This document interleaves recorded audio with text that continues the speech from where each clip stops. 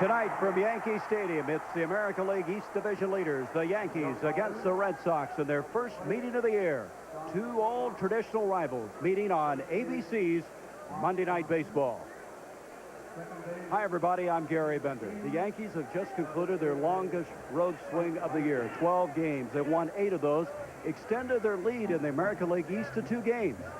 The Red Sox, though, on the other hand, after winning 14 games in April for a club record, have really hit the skids. They've lost 4 in a row, 9 of their last 12, and for the first time, they're below the 500 mark.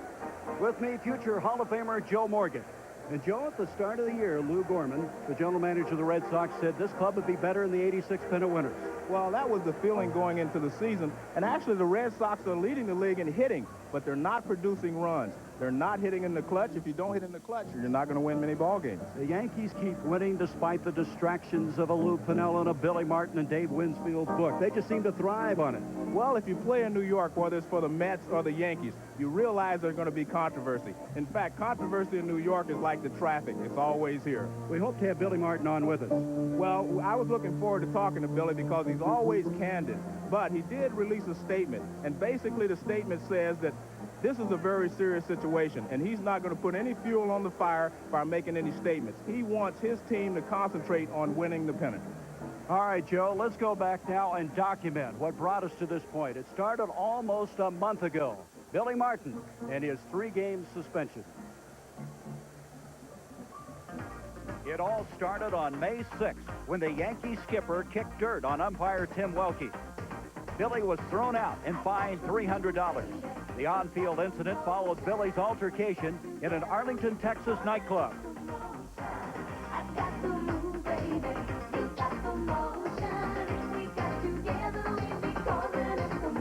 Then the big blow-up a week ago tonight. Billy protested a play at second base. In kicking dirt on umpire Dale Scott, he accidentally kicked Scott. Billy ended up throwing dirt, and he ended up getting ejected.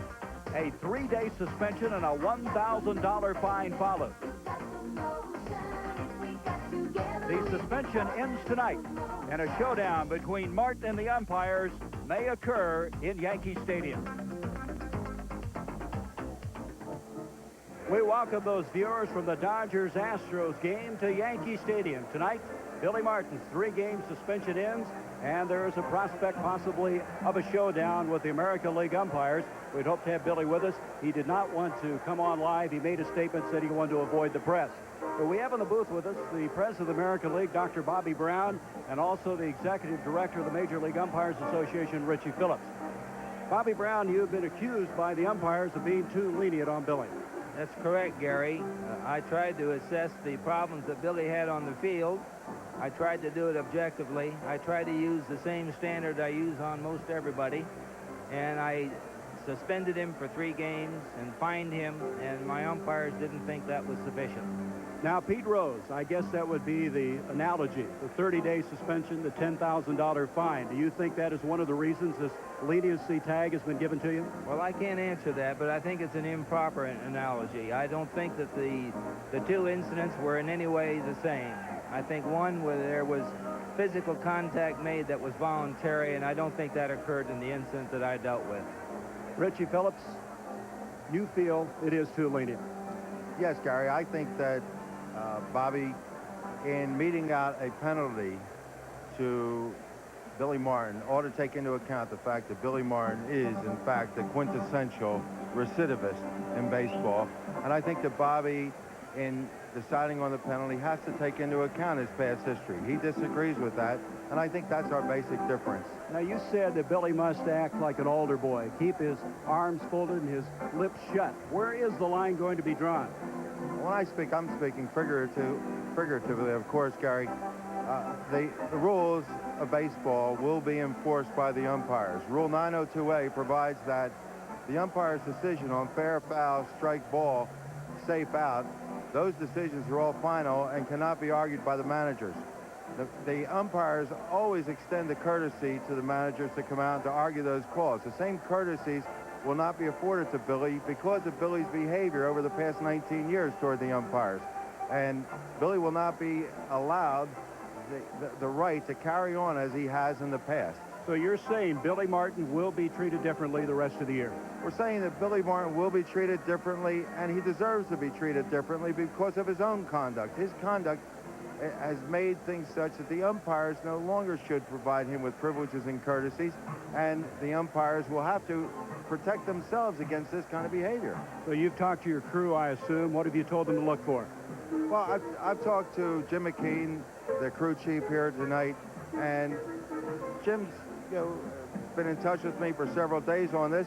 I don't look for Billy to come out tonight. I think that the Yankees will send somebody else out with the lineup. I think Billy will, in fact, behave like an altar boy for tonight. We'll see how long he continues to do this. If he continues to do it, everybody's ahead. I think it'll be good for Billy. I think it'll be great therapy for him. Bobby, your final reaction to that? I just think that we're going to get a good game. I think this is going to settle down, and I think everybody's going to play the way they should and umpire the way they should. So that's the story here from Yankee Stadium. You can see the different opinions. You can see some of the tension that's starting to build here.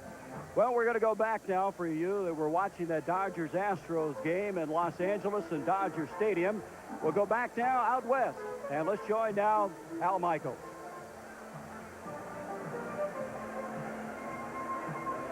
And so the stage is set here. The first meeting between the Red Sox and the Yankees.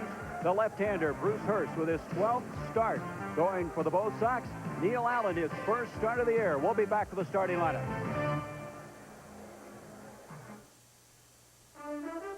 ABC's Monday Night Baseball. This ABC Sports exclusive is being brought to you by the Heartbeat of America, today's Chevrolet. By AT&T, the right choice.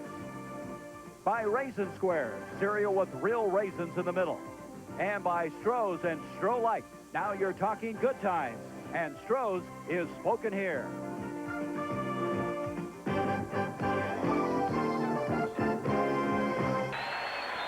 There's the skipper of the Yankees, Billy Martin. He did not appear until very late. In fact, as we were interviewing both Richie Phillips and Dr. Bobby Brown, he was nowhere to be seen. But he showed up in the dugout. Let's go now to the starting lineups for this game. These two old rivals, Wade Boggs leading off at third base. Marty Barrett, who was ejected from the game yesterday at second. Perks batting in the third spot in center field. Dwight Evans back in right field now after playing at first earlier this year. Greenwell will be the DH. Jim Rice still looking for his first home run in left field. Rich Gedman, the veteran catcher. And then Pat Dodson, who was called up on Saturday, his third straight start at first base. And Spike Owen will be the shortstop. And the Yankees defense will have Dave Winfield in right field. Jay Buhner will be the center fielder. Ricky Henderson is in left field. Mike Pagliarulo is the third baseman. Rafael Santana will be the shortstop. Willie Randolph is back in the lineup at second. Gary Ward is at first base. Joel Skinner will do the catching. And on the mound, right-hander Neil Allen. Neil Allen is coming off of a splendid performance that coming against the Oakland A's. He came in relief of Al Leiter, who was hit by a line drive off the bat of Carney Lansford. He came in then and pitched shutout ball, retiring 19 A's in a row and giving up only 3 hits. Well, the thing he had going that afternoon was he had excellent control. Well, the umpires, of course, very important every game, but certainly an emphasis tonight. That's Mark Johnson, who will be at first base. At second base, the crew chief, Jim McKeon. At third base will be Mike Riley. And calling balls and strikes for this game tonight at Yankee Stadium will be John Shulak. So I would imagine they feel a little tension tonight, Joe. There is definitely a lot of tension here in Yankee Stadium. I have to disagree with Richie Phillips. I think if there's a play that Billy Martin wants to argue, I think he will come out and argue. There's Shulak, who will be behind the plate, as Wade Boggs will lead things off for the Red Sox. And the Red Sox, a team that's just not producing runs. They're last in the American League in home runs with 25. Boggs has only 1 home run himself. Well, I think it shows you that a batting average is overrated.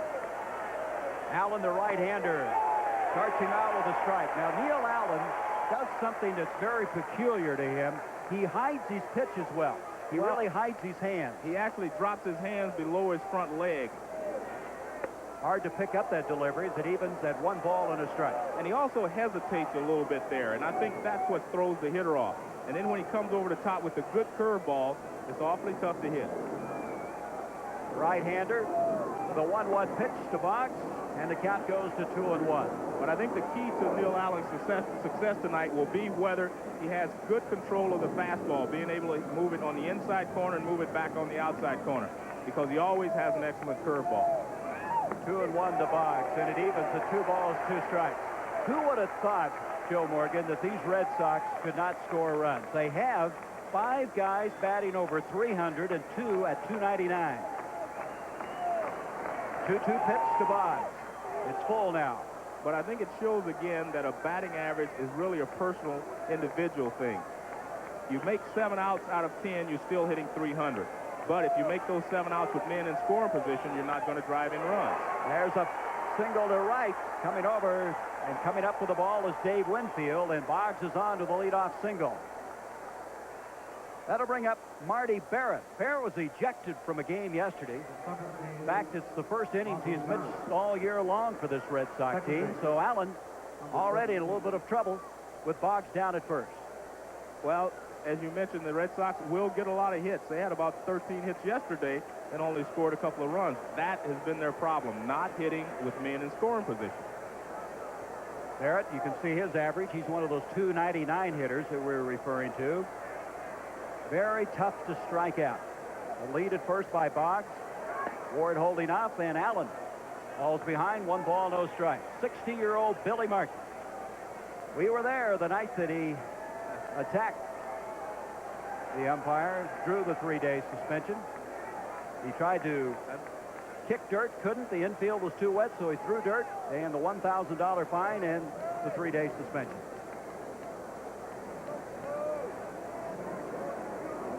Barrett looks at a call strike, and the count goes to 1-1. Marty Barrett out of Arizona State.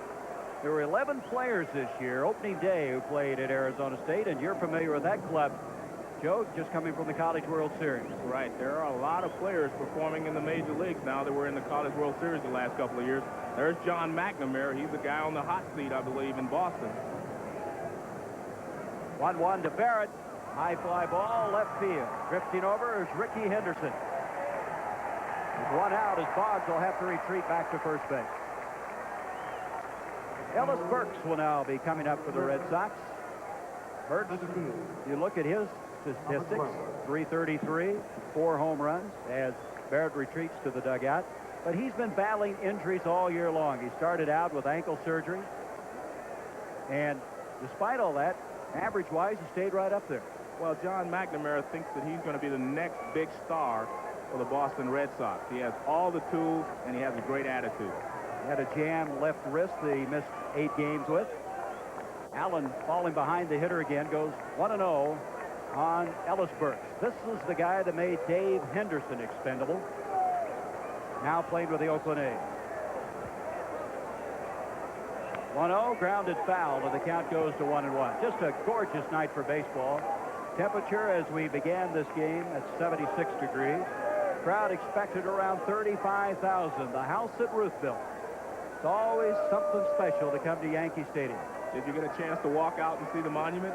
I didn't. I've been too busy trying to cover this umpire story. Did you get out there? The first time I walked into Yankee Stadium, I ran to see the monument. Well, they've moved him around a little bit. They've dressed him up. He used to be in the playing field. 1-1. Fly ball, right field. Winfield has this one gauged all the way. So after Boggs leads off with a single, there's 2 out. And that'll bring up to White Evans. Evans, at the start of this year, was the starting first baseman for the Red Sox. Then when he moved back to the right field spot, they made some changes. In fact, the changes this week, having Anderson and Horn sent down, Benzinger put on the 15-day disabled list, bringing up the likes of Crouch, a left-handed pitcher, Dodson, who's starting at first. So it's affected Dwight Evans, and he's back in right field. Well, most people think that he should be in right field. That's where the Red Sox have had their most success, is with Dwight Evans in right field. He's one of the best right fielders to ever play the game. So that's his natural position. He feels more comfortable out there, and they probably feel that he will hit better if he's playing in his natural position. You can see by that he's hit Neil Allen very well. Neil Allen has had some great moments. In including last Tuesday against Oakland.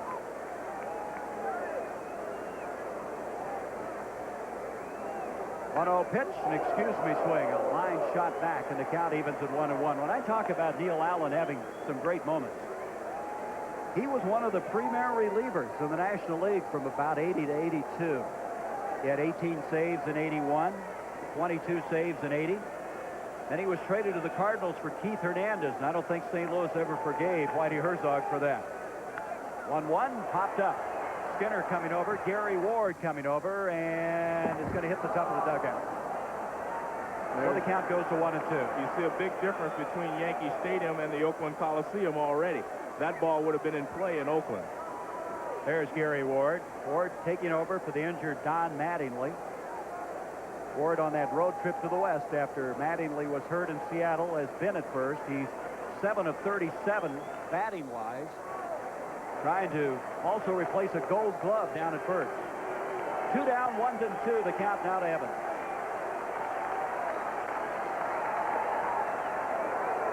That one bounces up, and the count evens at 2-2. Mattingly expected back is coming Saturday. You talked to him. How's that rib cage coming along? Well, he said he's starting to feel pretty good. He's waiting before he really tests it. I talked to him about it because I had a rib injury a few years back, and I gave him some of the remedies that I used that really worked for me, and I think he'll be all right in a few days. Allen, the check of the runner. 2-2 pitch on the way, and it's full. That's the second time he's gone full on a batter here in the top of the inning. Dewey Evans. Neil Allen is a guy that does not pitch well from behind. He has to get out in front to be successful. He got behind Wade Boggs. Boggs got a base hit. He got ahead of Barrett. He got him out. He got ahead of Burke. He was able to get those two guys out because then he can throw his best pitch, which is a curveball, and he's able to get guys out. But if he gets behind in the count, he gets in trouble. You see Ward backing off, not holding. Boggs down at first. 3-2-2 going. He's going, and it's grounded foul. So we started over again. 3 balls, 2 strikes, 2 out. Boggs back to first.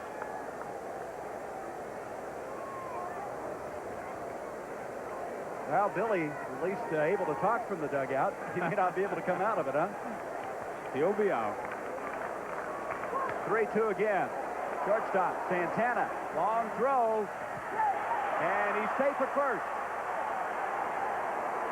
Boggs down at second base. I don't understand why Gary Ward tried to come off the bag to make a tag. The throw seemed to be on target. All he had to do was catch the ball. He might have had to reach into the first baseline a little bit, but this play should have been made by first baseman Gary Ward. The ball's grounded deep in the hole. It's a good play by Santana, and you see he throws the ball across the diamond. He has Dewey Evans. See, he's off the bag. Well, Ward has struggled a little bit at first. You might recall in that game against Baltimore, there was some talk on that Pagliarulli throw that he should have gone off the bag to save that one. At that time, not coming up with a play, and so now with the error, we have runners on first and second. 2 down. And up at the plate, Mike Greenwell, the DH. The question is, who gets the error? Well, that's what I'm waiting on. There's no confirmation of that. And he's now 1-1 on Greenwell. Greenwell has been having some injury problems. He had a bad shoulder, and now coming out is going to be Art Fowler, the pitching coach for the Yankees. He sees something that is amiss with Neil Allen, so he'll come out and talk to the 30-year-old. Well, I think what he sees is that Neil Allen is rushing his body. He's getting his body out in front of his arm. That's why his breaking ball is hanging, and that's why he's missing high with the fastball. He's not letting his arm catch up with his body. Well, Neil Allen has won 2 of his last 3 outings, posting his first victory since '86 this season. That error, by the way, is going to go on Santana. Officially ruled as an error on Rafael Santana, putting runners now at first and second base. Do you agree with that? Nope. I can see in your face. Well, the throw was right near the bag. All Gary Ward had to do was make the catch. 1-1 now on Greenwell with 2 down, and it's popped up. Pagliarulli at third base. That'll end the inning. So they lead 2-1, and Billy Martin's crew, despite the error, survived the top half of the first inning. We go to the bottom of the first, no score. Oregon, we go now to the bottom half of the first inning. Bruce Hurst will be facing the likes of Ricky Henderson, who will lead off, leading the major leagues in stolen bases. Willie Randolph, the captain, batting second. Jay Buhner, the rookie, his fourth start for the Yankees. Jack Clark, the DH. Dave Winfield back in right field after a day off. Gary Ward, the man, at first. Talia Rulo at third base. Santana, the shortstop, and Joel Skinner is catching. And the defense for Boston will have Dwight Evans in right field. Ellis Burks is in center. Jim Rice is in left. Wade Boggs at third. Spike Owens is the shortstop. Marty Barrett is at second base. Pat Dotson and Rich Gedman and Bruce Hurst on the mound. Well, Hurst with his 12th start, he got off to a great beginning. He was 5-0. And now he's won only one of his last 6 starts. And his nemesis has been the gopher ball. He's been getting up a lot of home runs. So he'll face Ricky Henderson. If he'd hit one out now, would tie the major league record for leadoff home runs. That record, of course, set by Bobby Bonds. And every time he comes up, presents a little bit of drama. Eventually, he will pass Bobby Bonds. Strike call to Ricky Henderson. Ricky with 41 stolen bases, far and above anybody in the major league. Gerald Young leading the National League, but he's way back there. Pettis with 24, second in the American. That goes to the backstop. One of the balls and a strike. One of the reasons Bruce Hurst gives up home runs is he throws a sinker. And when he starts to lose his control, he gets the sinker up, and the ball is hit out of the ballpark. As long as Bruce Hurst keeps the sinker down, he will pitch a fine ball game. He throws a sinker, a slow curve, a regular curve, and a changeup. 2-1 to Henderson, grounded foul, third base side. Well, many people, of course, remember Ricky Henderson, the 130 stolen bases with the Oakland A's, but a lot of people may not know that he became the all-time stolen base leader for the Yankees over the weekend. Went over 248, a record held by Hal Chase, a record that stood for 75 years. Count even 2-2 on Henderson. And Bruce Hurst thought that was strike 3. I'm sorry, 3 balls, 2 strikes. Full count now. And now, wait a minute. We got a man, Rice, coming out. They're going to hold up play. Something on the field. And so, third base umpire running over there, Mike Riley, stops play. Crowd of about 35,000 expected, and just ideal baseball weather. 3-2 now. And he fouls it off, and it stays full. Henderson will be followed by Randolph and Buhner. Hurst in 1986 beat the Mets twice in the World Series. Last year winning 15 games, a career high.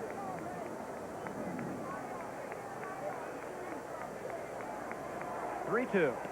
He walked him, and that's not what you want to do to start a ball game. Well, it's not normal for Bruce Hurst to walk the leadoff hitter, and especially if it's Ricky Henderson, because now he presents a stolen base threat at first base, although Bruce Hurst has been able to contain Ricky pretty well throughout his career. Well, Hurst being a left-hander, I would assume would be some confusion for Ricky Henderson, but Hurst, what kind of a move does he have? Well, he doesn't really have an exceptional move. He has an adequate move, but you have to be able to read him in order to get a good jump. There, the split screen. Henderson leading off. Dodson holding him on. The batter, Willie Randolph. The captain of the Yankees looks at a call strike. The one thing you always hear, Joe, about Ricky Henderson is he gets such great jumps. Well, I think Ricky, guys that he can read well, he gets a great jump. But there are a lot of guys that confuse Ricky, a lot of left-handers that he does not get good jumps off of, and that's why he's been thrown out so many times. Move over to first. He's got to get back. Thus far, Ricky's been caught 9 times. Hurst 6'3", 214 is Dodson holding him on.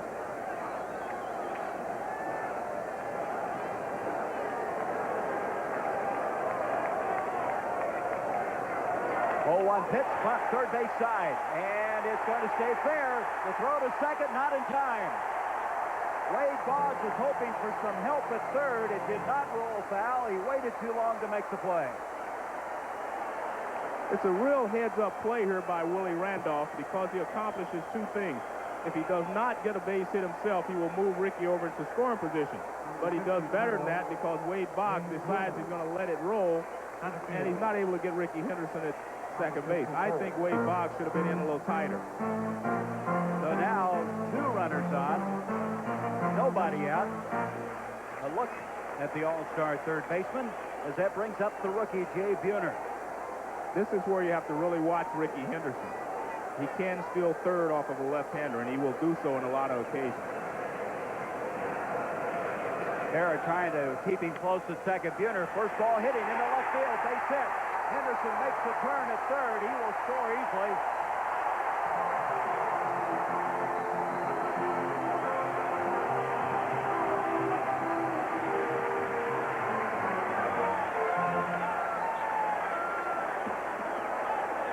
So Buhner getting a starting nod against the left-hander delivers.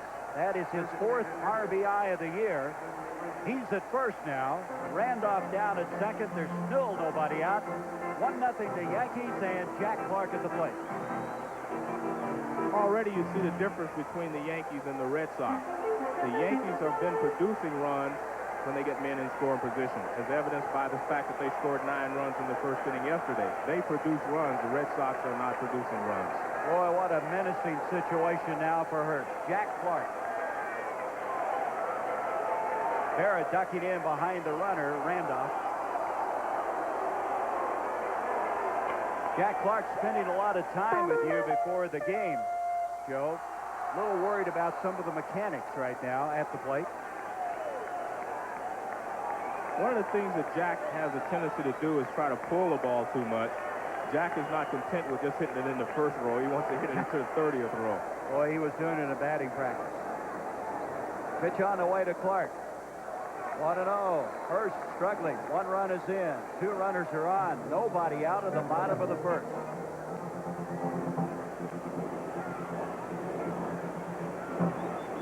There's John McNamara, the manager of the Red Sox. Well, they have a fan club in Boston who's very upset with McNamara. They call themselves Knife the Mac. That's the kind of pressure he has in the Boston area. 2-0. As you can see, the Yankees produce runs in the first inning.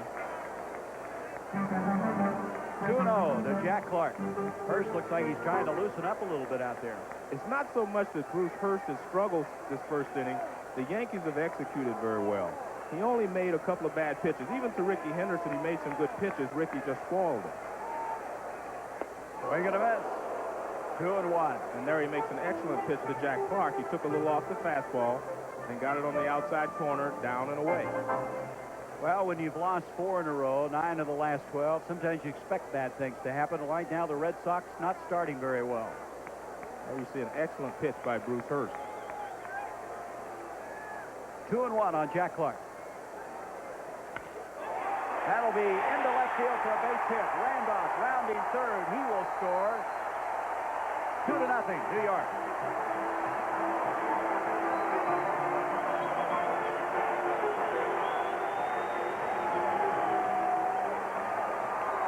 There you see John McNamara. He's starting to get worried already because he knows that his team does not score a lot of runs, and bounces like this really get you in trouble. Jack Clark hits his ball hard, but he hits the top half of it. But it finds the hole, bounces over the third baseman Wade Boggs' head into left field for an RBI single. Yankees 2-0. So Clark with his 32nd RBI of the year. And Dave Winfield at the plate. Winfield leads the American League in RBI. 2-0, New York. Still nobody out.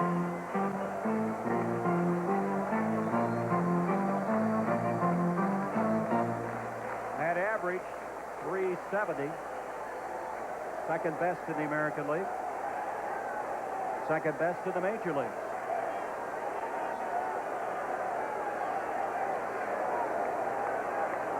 I don't know. 2-0. That's what I mean by the Yankees really executing well. Bruce Hurst had just missed with 2 pitches to Dave Winfield, but he took them both. Now he has Hurst in the hole. They're not really swinging at pitchers' pitches right now. They're getting hitters' pitches to hit. 2-0, he has to give in. Not necessarily a fastball, but he has to give him a pitch to hit. 2-0, and it's a call strike. Winfield got yesterday off in that series with Baltimore. Jose Cruz replaced him in right, and now Barrett will come in. John Troutwine is warming up in the Red Sox bullpen. Barrett trying to settle down the veteran left-hander. Actually, the Red Sox first couple of starters, Clemens and Hurst, have been pretty effective. Where they have been in real trouble is going to those fourth and fifth starters. A lot of rainouts. They haven't had to go that deep, but eventually will before this season is over. 2-1 on Dave Winfield. Runners at first and second, 2 runs in. Owen to second for 1. The relay to first, the double play as Buhner advances to third. That's the pitch he's been trying to get since the first batter of the inning. We got a good sinker down and away from Winfield. We'll take a look at it. This is a perfect double play. 6-4 to 3. Anytime you ground the ball near the bag in double play situation, it's almost impossible to beat it out at first base. So Winfield, after the twin killing, brings up Gary Ward. Has a half swing, fouls it. Ward, of course, playing in place of Don Mattingly. 7 for 37 since becoming a starter. One of the things that has surprised me is that Jack Clark has not been installed at first base while Mattingly is out. Jack Clark played first base for the Cardinals the last couple of years, and he's a pretty good defensive first baseman. Well, we talked to Jack before the game. He'd like to play down there. He'd love to get the opportunity. Jack playing, of course, for the Cardinals last year at first base. He did have a disastrous 1 inning last year at St. Louis. Committed 3 errors in an inning, but he loves to play in the field. Tommy John, the left-hander, won his 281st game over the weekend. And TJ pitches just like Bruce Hurst. 2-1 now to Gary Ward. Been a long inning for Bruce Hurst. 2 runs are in, 2 out, a runner at third. 3 base hits. It all started with a walk to Ricky Henderson. Slice foul. It evens to 2-2. To get back to Jack Clark, I would imagine, though, Joe, the reason they're not playing him at first is he is so fragile. He's been hurt so often. They'd like to avoid any complications in the field. Well, I think that would be true if he played on AstroTurf, but here on dirt in Yankee Stadium and a lot of the ballparks in the American League, I think it's safe to play him at first base. 2-2, and it's full, 3-2, and that's happened a lot to Bruce Hurst. Billy Martin, after a 3-game suspension, a $1,000 fine a week ago tonight, it all happened in Oakland, is back. And his club right now jumps off to a 2-0 lead, and Ward stays alive. Billy's 60 years of age. McNamara, his counterpart, 56 as of this weekend. Gary, one of the things that has remained constant in baseball is that if you do not get a good pitcher early when you have the opportunities, it usually comes back to haunt you. Bruce Hurst is a good pitcher. They had a couple of chances to blow the game open here, and they scored 2 runs. Now back, it looked like Billy was trying to draw the attention of the umpires to Hurst not pausing in that wind-up and the stretch, trying to get the balk, and he's been known to do that, to intimidate people a little bit. I don't think he'll get that call today. Not in the first inning. Maybe he's not later come in the out ball anyway game. to do it, right? 3-2, and he struck him out. Well, the Yankees able to score a pair of runs on 3 base hits. Hurst struggles. We'll return to Yankee Stadium after this message and a word from our local station.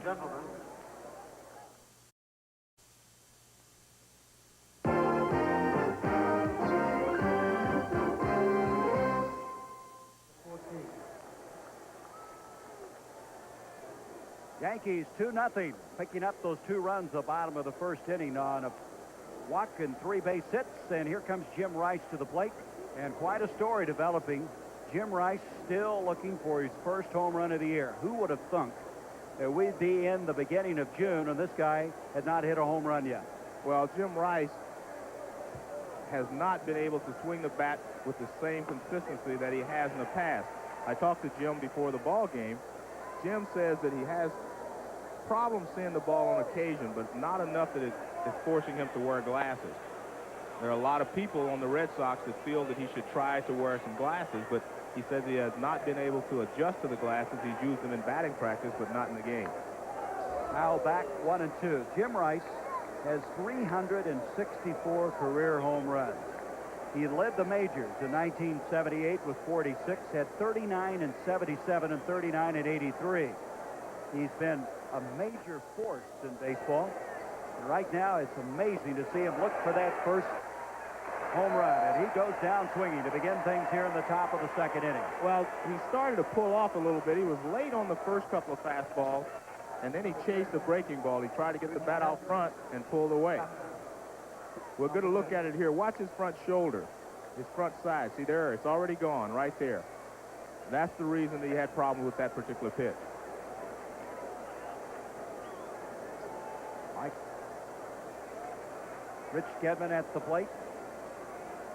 The catcher rounds at first base. Ward goes unassisted. There's 2 down. That'll bring up Pat Dodson.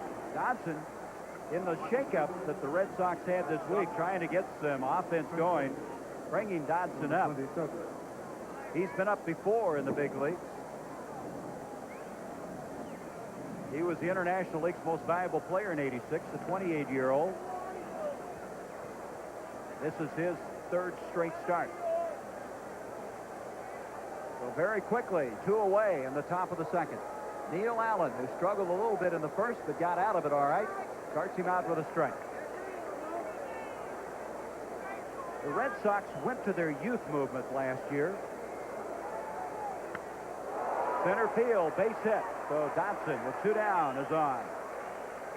That'll bring up Spiko on the shortstop. But the Red Sox got off to a shaky start after winning the pennant in '86. Then they went to their youth movement, brought in the Greenwells, the Benzingers, the Horns. And I guess the question that they must be posing to themselves right now is maybe they went to that youth movement too quickly, because the Red Sox have not picked up where they had played the last 2 months of the season with all those young kids. Owen has 3 home runs and has 70 less at-bats than Jim Rice. You're right. Who would have thought it? Down at first, Johnson with 2 down. 1-0 now to Spiko on the switch hitter. People always feared going into Boston because of the Green Monster and the Boston Red Sox attack. Now, the fact that they're last in the majors in home runs, everyone wants to go in there because they figure their hitters can handle the Green Monster better than the Boston Red Sox do. 2-0 on Owen. Amazingly, early this week, a statistic came out. The Green Monster in Fenway, the opponents had hit 15 home runs over it. The Red Sox only 8. 2-0 pitch, and he's behind 3-0. And Allen upset himself that time. This is a problem that Neil Allen has had throughout his career. He'll be going along, sailing along, pitching a great ball game. All of a sudden, he seems to lose concentration or lose his rhythm. And when he does that, he may throw 6 or 8 balls in a row or get himself in trouble and have to come into one of the big sluggers. He takes it all away, 3-1. But when Neil Allen has been able to throw strikes throughout his career, he's been a fine pitcher. Well, some people feel that he has as good a stuff as anybody on the staff. And if he could get it where he wants it, look out. 3-1 pitch now to Owen, and he walked him. So Spike Owen will go down to first. Dobson to second with 2 down. On the top of the order, Wade Boggs, his single, will come up. Martin started to squirm a little bit, and they may start something in the bullpen.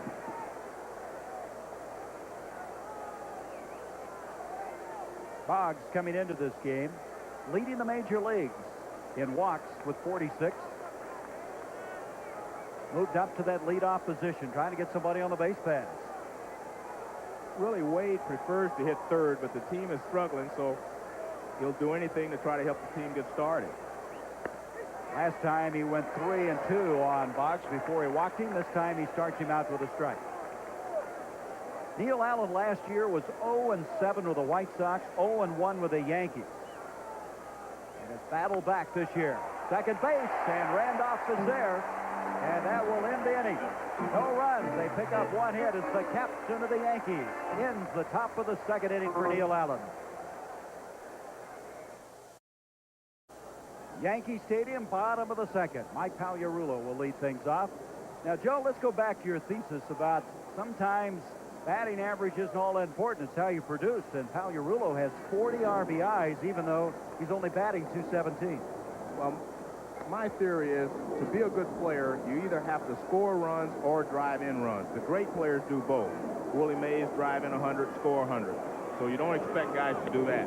But a guy that hits 300 does not always help his team nearly as much as a guy that produces runs. And if you look at Pagliarulo, you'll see that he's produced more runs than any other player on the Boston Red Sox with his .217 average. He'll ground out this time, and there's one away. Hanks had experimented being a switch hitter in the spring, but staying on the left-hand side, and we have one down. That's going to bring up Rafael Santana, the shortstop. Rafael Santana. Santana struggling at the plate. 3 of 28 in the last 7 games. Here's a guy who's been embroiled in a little controversy. I think it's almost unique if you're not involved in some controversy at this Yankee ball club. Or New York, period. I liked your line. It's just like a traffic jam. You expect to have it, huh, in New York? Whether it's the Mets or the Yankees, you will have controversy.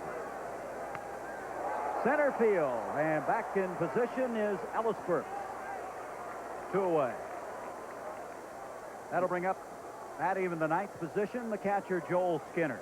You had Richie Phillips on. You should have asked him about Rafael Santana's statement that all the umpires in the American League were bad. You think you'll get any calls the rest of his career? I couldn't believe that he made that statement, especially after only being over here a couple of months. Joel Skinner, who's had a couple of home runs on that 12-game road swing. He'll come up. Skinner hitting .209. Joel has been working hard at relaxing at the plate. He was squeezing the bat too tight, lunging at the ball. Been trying to get him to settle back. He's so big and strong. That caught the outside corner. 1-1. This guy defensively is as good as anybody playing in the majors. Strong arm, good student of the game. And if his hitting would ever come up to his defensive abilities, the catching situation in New York would be superb. Swing and a miss, and the count goes to 1-2. Last 2 years, the combined catching for the Yankees, they've hit a combined .209. Gives you an idea of how unproductive they've been at the plate.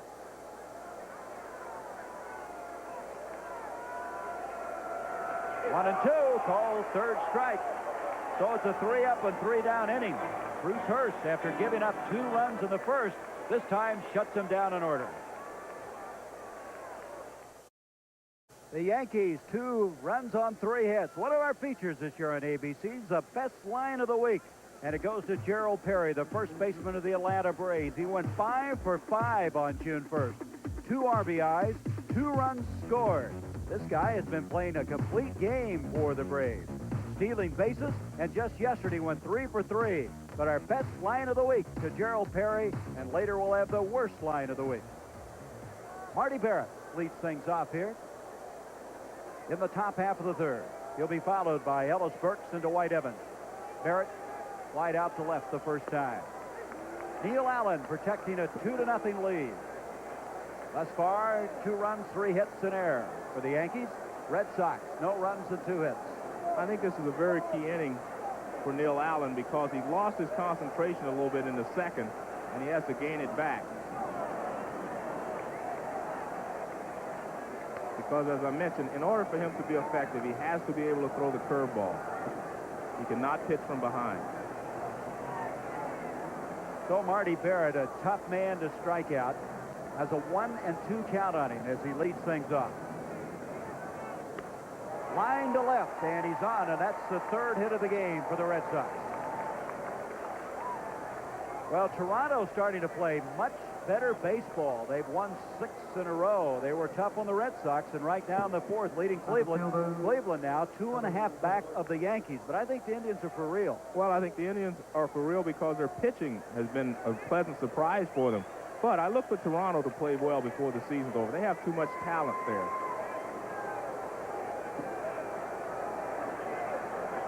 Ellis Burks up. Fly ball, left field. Henderson hustling over near the warning track. It's over his head. Bounces up against the wall. Barrett will go into third, and Burks with a stand-up double at second. Rickey did not get a good jump on this ball. I think it surprised him. He didn't think it was hit quite as hard as it was. The ball goes over his head, but if you see he's running across, now he starts back. He should have started back from the moment the ball was hit. See, he ran across the field and then back. You cannot do that and catch a ball in the major leagues. The ball was hit too hard. So Rickey allows Burks to register his 11th double of the year. Evans is up, 2 on and nobody out. Tying run down at second base. Evans reached on an error back in the 1st inning. Time as he backs out of there. That left center field area has been shortened this year by some 11 feet. And Henderson still not able to get to that spot to come up with the ball. Fastball, and it's 0-1. 1 strike on Dewey Evans. On deck, the DH, Mike Greenwell. There you can see the Yankees infield is playing back. They're going to give the run to the Red Sox if there's a ground ball to the infield. Adenosha got a piece of it. One of the things that Neil Allen has tried to do to Dwight Evans both times is pitch him in tight. Evans likes the ball out over the plate so he can extend his arms, and he's trying to stay in tight to try to get ahead of him. Then he'll throw him the breaking ball away if he can do so. Evans last year just had a career year for the Red Sox. Popped up. Randolph going back to the outfield. Very high. A bluff move by Barrett produces a throw to home. Skinner there to stop it. That was good pitching by Neil Allen. 2 fastballs in, and then he threw the breaking ball away. And it's tough to adjust because he was looking for the ball inside. And he threw him a curveball away. Didn't have a good swing. Big out for Neil Allen. 1 out. And here comes Greenwell. Greenwell popped up the first time. Now Fowler's going to come out again to visit with Neil Allen, along with Skinner. Fowler, of course, has been alongside Billy Martin each step of the way. What he wants to remind him of is the fact that first base is open, and Jim Rice is the next hitter, and Jim Rice has hit into more double plays than most Red Sox in the history of the franchise. You know how many he's hit into? 300 in his career. The record is 311. And I'm surprised it was Carl Yastrzemski that has the record. Well, the reason Yastrzemski hit into a lot of double plays is he hit a lot of balls up the middle. And anytime you have runner on first base and you hit a ground ball up the middle, it's almost a cinch double play. He was not strictly a pull hitter till later in his career. So Greenwell with a chance now to do some damage with 1 down. Runners at second and third. Misses outside. Barrett at third. Out at second is Burks. Boy, the Red Sox, it's just so hard to scratch out anything. They just can't get any runs. Well, they get runners in scoring position because they get a lot of hits, but they're not able to cross the plate with a base hit. That caught the outside corner. 1-1. We'll get a chance to see what Art Fowler told Greenwell here. Told Neil Allen how to pitch Greenwell, I should say. Rounded foul, and the count goes to 1-2. Well, should Greenwell get on, it would bring up Rice, and Rice has had a dismal year with the bases loaded. He's been up to the plate 10 times with the bases loaded and hasn't gotten the ball out of the infield. He did walk on 3 occasions. I will give him credit for that. I tell you what, you do not want to face Jim Rice too often with the bases loaded.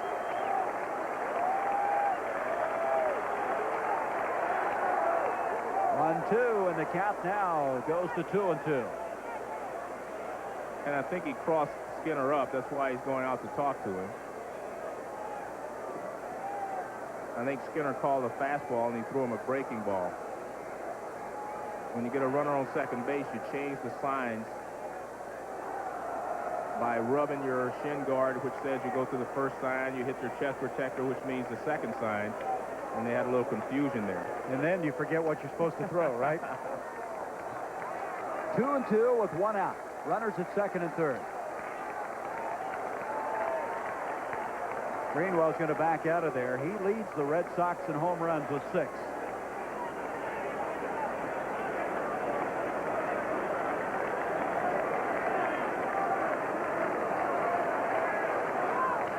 Grounded, fair ball into the right field corner. Barrett will score. Burks will come home. It's a tie ball game into second with a double to Greenwell.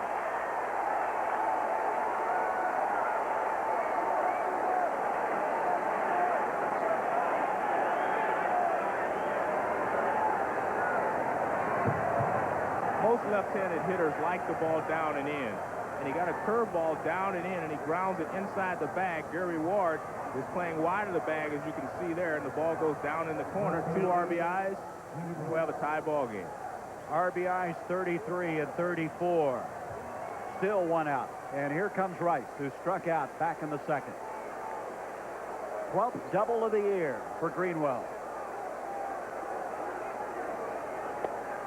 Starts him with a strike. Sometimes you just need to get over the hump. And a ball hit inside the line like that can get you over the hump. Get the Red Sox scoring some runs. You got to believe it's going to happen sooner or later. 0-1 pitch to Rice. Hesitation swing. Didn't have much on. 0-2. Well, Jim Rice continues to pull his front shoulder off the pitch, which pulls his head off the pitch. And anytime you do that, you're not going to be able to handle the breaking ball.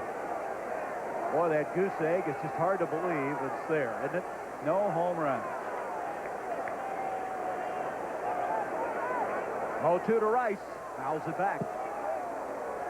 There's been a lot said about Jim Rice not wearing glasses. A lot of people feel that possibly his vanity has gotten in the way of not wearing the glasses. Watch his front shoulder and watch his head. His front shoulder pulls off and his head moves. You try to keep your head as still as possible in the swing. 0-2 to the veteran. Grounded down the first base side. Ward will go unassisted. And going to third on the play is Greenwell. That is just not the Jim Rice you expect to see. He just isn't up there swinging with any confidence at all. Well, I would have to think that he's not seeing the ball well. And that doesn't mean glasses or whatever. It just means that he's not picking the ball up from the pitcher as well as he should. Well, the question I guess you have to ask, he's 35 years old. Age starting to maybe come into play a little bit. Gedman is up with 2 down, a runner at third. The go-ahead run at third, and Mike Greenwell. 1-0 to Gedman. Gedman the last time grounded out unassisted to first.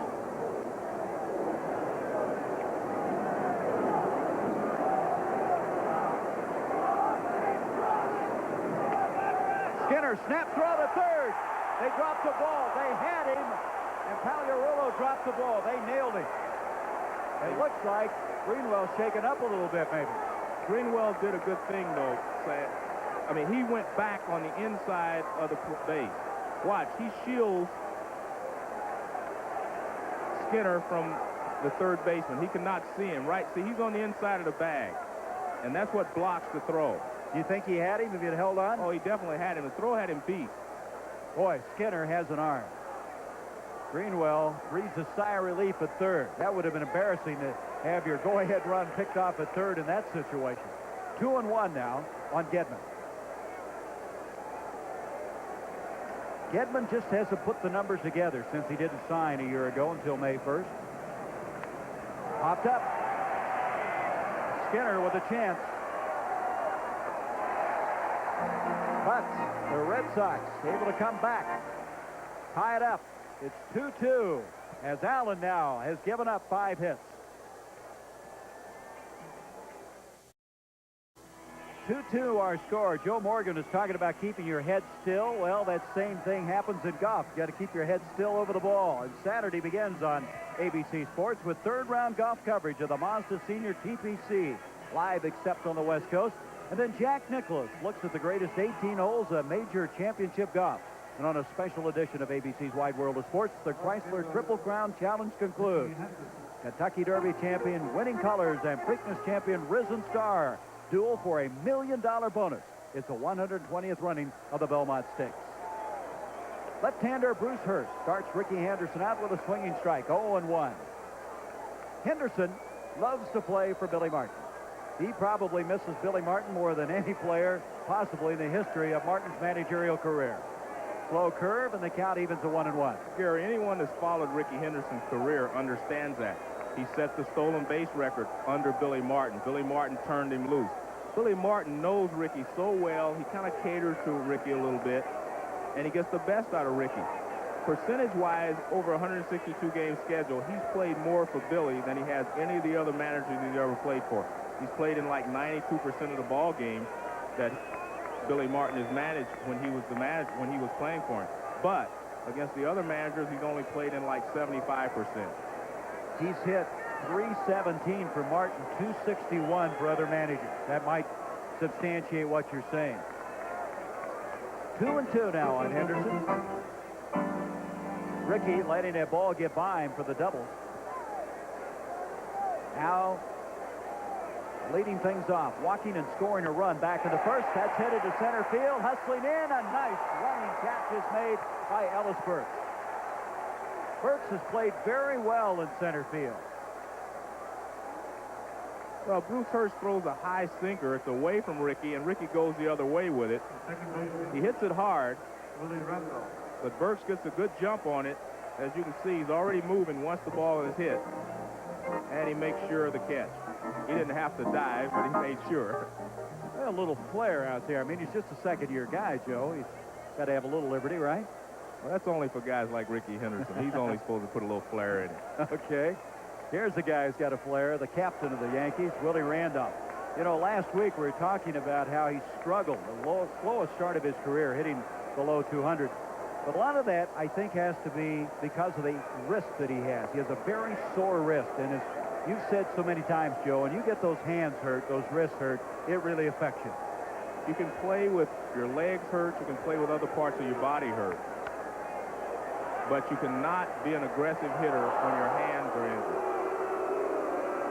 He's had hamstring problems. He's had the wrist that's bothered him.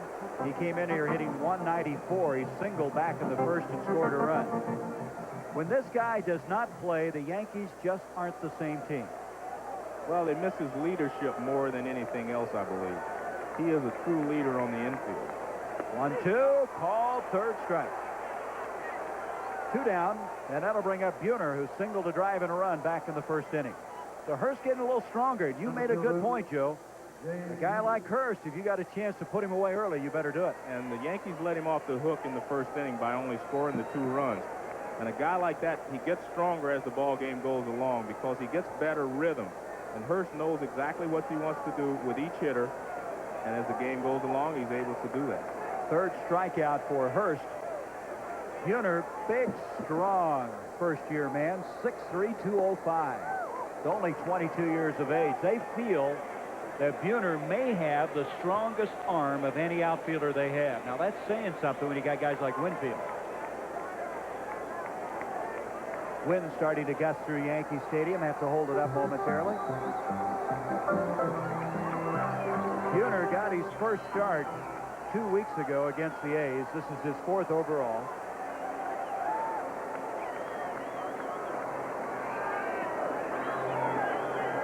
One misses, and it's 1-1. They started the year with Roberto Kelly playing a lot of center field. You can see how this wind gusting, blowing out.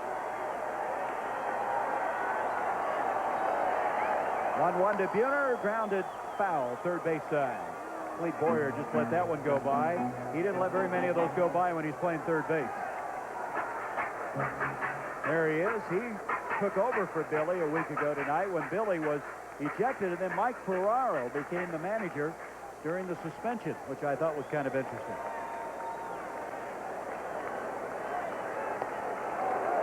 Struck him out. So that will take care of the Yankees. 2 strikeouts in the inning. 4 for Bruce Hurst. It's all even at 2 after 3.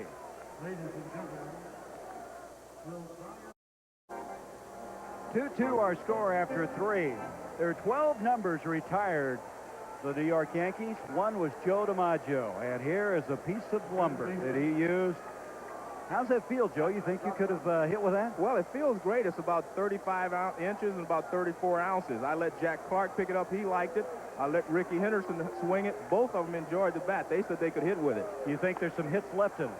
I tell you what, if I'd have had it when I was playing, I would have tried it. Joe DiMaggio might have left a couple of hits in there. Well, he still has a record that many feels the finest of all time, that 56-game hitting streak. Dodson leading things off for the Red Sox. He has a 1-1 count on him. Pat Dodson, 28 years old. He's big, 6'4", 220. He singled back in the second inning. Throws left as well as bats left-handed. Fouls it back, and the count goes to 1-2. When you think about the numbers that are retired for the Yankees, you think of DiMaggio and Ruth and Gehrig and so on and so forth. It's absolutely amazing. Joe D, of course, by many, maybe the most popular of all. Who knows? It's hard to say who of all time would go down in that department. Gehrig, retired number 4, DiMaggio 5, Ruth 3. 2-2 to Dodson, hits sharply. Ward plays it very well. Well, let's go out now to left center field and just kind of reminisce. There's Gehrig, number 4. Ruth, number 3. There's Joe D. Mick, Casey Stengel. Now, there were 2 number 8s, Bill Dickey and Yogi Berra. That might confuse people a little bit. They were both catchers, of course, for the Yankees. Whitey Ford, number 16. Boy, there's some great Elston Howard. There's Roger Maris. Phil Rizzuto. I used to be in a tractor in western Kansas. Used to act like I was broadcasting from Yankee Stadium during all those years. I didn't go back to Ruth. I'm not that old. Number 15 we saw was Thurman Munson. He was the captain of the Yankees for a while. Mike Owen grounds it foul, and the count goes to 0-2. I think tradition is one of the greatest things about baseball. And the Yankees have the greatest tradition of all the clubs I've ever seen. When you walk into Yankee Stadium, you get a feeling that Ruth and Gehrig and these guys are still here. It's that impressive. 0-2 now to Spike Owen. Chopper over the mound. Handoff's going to hurry, but he can't get there. They got to rule that a base hit. That was a tough play. Spike Owen runs well. And Willie Randolph charged the ball. He almost came up with it. Even if he makes the play cleanly, I'm not sure if he would have been able to get Spike. He runs very well down the line. So with 1 down and 1 on, we go down to the top of the order. Wade Boggs is singled and lined out.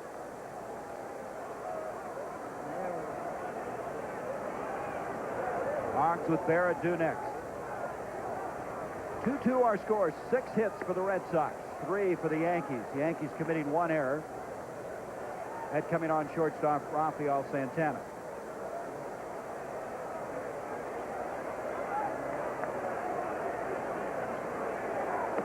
Pitch misses outside. Boggs this year struggled early, and he is so superstitious. He was changing his T-shirts, his underwear, his socks, shoes, doing everything he could to get back into that groove. Of course, he continued to eat the chicken. He never quit eating that.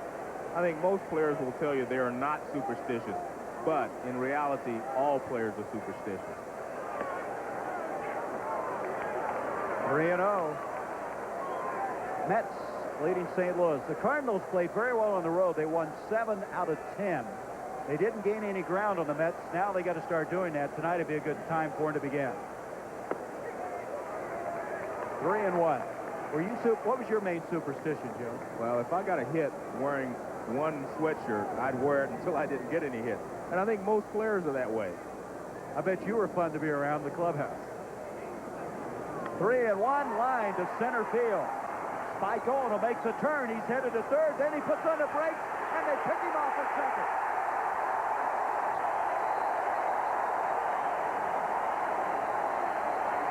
This is a sign of a team that's not playing very well. They're unsure of themselves. Spike Owen should have gone to third all the way. This is a clean base hit, as you see. He should have rounded second, not hesitate, and he would have made it easily to third base. But indecision will cost you every time. Very good throw. That's what you're talking about, Buhner's arm. Right, well, he came up. He was going to throw to third, and I think that's exactly what happened. Out of respect for Buhner's arm is the reason that they were undecided. Well, to further substantiate what you're saying, here's the Red Sox with 7 hits, and they have only 2 runs. Right. That's been their problem all year long. Barrett at the plate. Barrett, the first time, flied out, then he singled. Back in the third inning, 1 for 2. So Owen erased at second, Boggs down at first with a base hit. Did I say Barrett? It was Owen that was raced at second.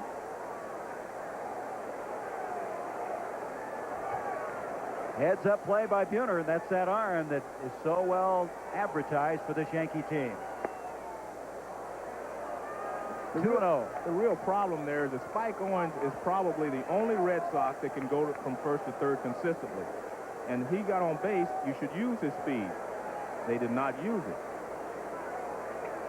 Barrett now hitting .301 after going 1 for 2.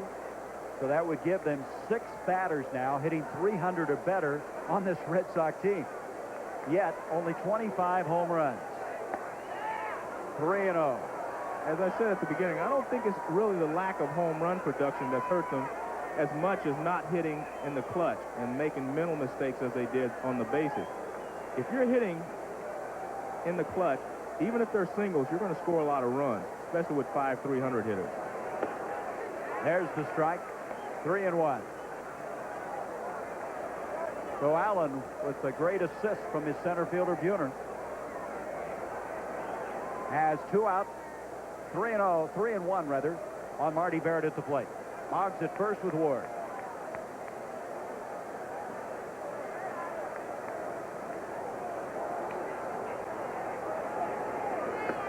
Strike 2.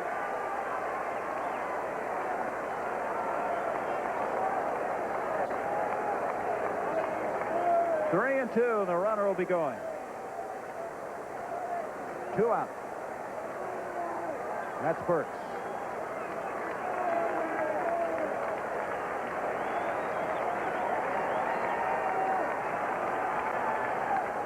Fly ball, left field. Henderson drifting back near the warning track, and that'll put the Red Sox away. So Boston picks up 2 more hits, but they do not score a run. It's all even, and Neil Allen got some help in the field.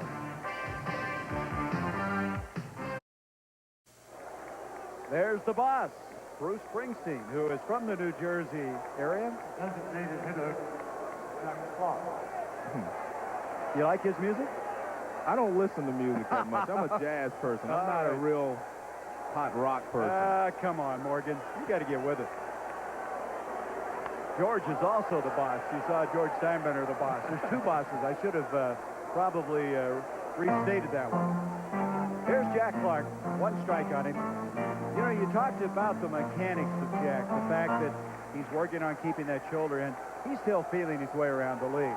Well, Come over from the National League. I think it's tougher to go from the National League to the American League than it would be from the American League to the National League. First of all, because in the American League, they use more off-speed pitches. They throw more breaking balls, and you need to know how much a guy's ball breaks before you can really adjust to it. Whereas in the National League, they come at you hard with the fastball, and you have a tendency to have to just react to the pitch rather than adjust to it. A menacing swing, 1 and 2. One thing about Jack, he can look terrible on one pitch, and the next just take you downtown. Well, Jack is a lot smarter hitter than people give him credit for. A lot of people think he just goes up and swings. Jack gauges the pitcher. He understands what he's doing in the batter's box. There's a shot to left and curving foul. And that was the pitch he looked so bad on the pitch before. But I still think Jack needs to use the middle of the field a little more. He's pulling the ball too much. As I said, he tries to hit the ball in the 30th row when the first row will do. Well, he said there's never a dull moment with the Yankees. Misses, and the count evens at 2-2. He was walking into the driveway as we came up to Yankee Stadium, and he said, boy, he says, I come here and I never know what to expect. He'd like to be playing first base. 2-2 to Jack Clark. Big cut. So the leadoff man erased, and that's 5 strikeouts. This is a good pitch from Bruce Hurst. It's a big, slow curveball, but as we saw with Jim Rice, you'll see Jack Clark's front shoulder pull out and watch his head. His head goes right with it. If you don't keep your head in, you can't hit. It's that simple. Dave Winfield, who grounded into that double play back in the first. Here's Toronto, Cleveland, even now at 2 in the 5th. Ripken with a 3-run home run. Tigers have been very consistent. Minnesota leading the White Sox. Minnesota's won 5 in a row on the road, a place they didn't fare very well a season ago.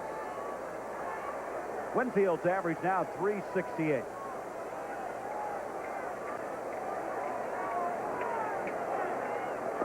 Swing, and the count goes now to 1-1. And Texas leading California. Boy, the Angels really struggling out west. Interestingly enough, Winfield with 12 home runs and Clark with 11 have only 2 less than the entire Red Sox team. There's been a lot said about the Red Sox batters' batting style. Walt Rainiac is the hitting coach, and he teaches what a lot of people refer to as a helicopter swing. By that I mean he keeps his head, you keep your head still, and you kind of wind the bat around the back. What that really does, it keeps your head still, but it keeps you from driving the ball. You hit a lot of balls the opposite way, and that's what the Red Sox players are doing. You get a lot of singles that way, but you're not going to hit for much power, and I think that's one of the criticisms of his hitting style. There he is, There's Walt Rainiac. Yep. Walt and I played together in the minor leagues, and I've known him for a long time, and he's always had that theory of hitting. 3-1 to Winfield. Straightaway center. Buhner's there. I should say Burks is there. And there's 2 out. That'll bring up Gary Ward. First baseman. So Winfield erased on his first 2 trips. Kansas City, 2-0. Now, the Royals early in the year were playing miserably at home, but they'd like to turn that around, and with Oakland coming in there, somebody's going to have to start beating the A's. A 10-game lead. I don't think anyone can catch them. I think the only way the Western Division has a chance is if the A's come back to the pack, because no one can go out and catch them. Mike Owen behind second. That'll retire the side. The last 2 innings now. Hurst has gone through the order. 2-2 our score. After 4, we'll return to Yankee Stadium after this message and news headlines from our local station. Tickets for all Yankee home games. Back at Yankee Stadium, and they're playing some of the boss's music. The fans recognize him down that third base line. Center fielder. Thought we were going to have a mass riot over there for a minute. He's out of what is it, Freehold, New Jersey? I believe that's his hometown. Across the river. You've got me there. Well, you don't listen to his music anyway. I'm not going to tell him that. Ellis Burks will lead things off. Burks will be followed by Dwight Evans and Mike Greenwell. We're all even at 2. Thus far in this ball game, Neil Allen has given up 2 runs, 7 hits, struck out 1, and walked 1. And Burks has one of those base hits that coming back in the 3rd inning. But as you mentioned before, they do get a lot of hits, but they're not driving in any runs. They're just not scoring runs. That's interesting what you say about Rainiac. Now, would he style the team around Fenway Park? Well, if you really watch, I don't think it's styled around Fenway Park. He's just teaching guys to hit a certain way. 2-0 now to Burks. And right at Willie Randolph.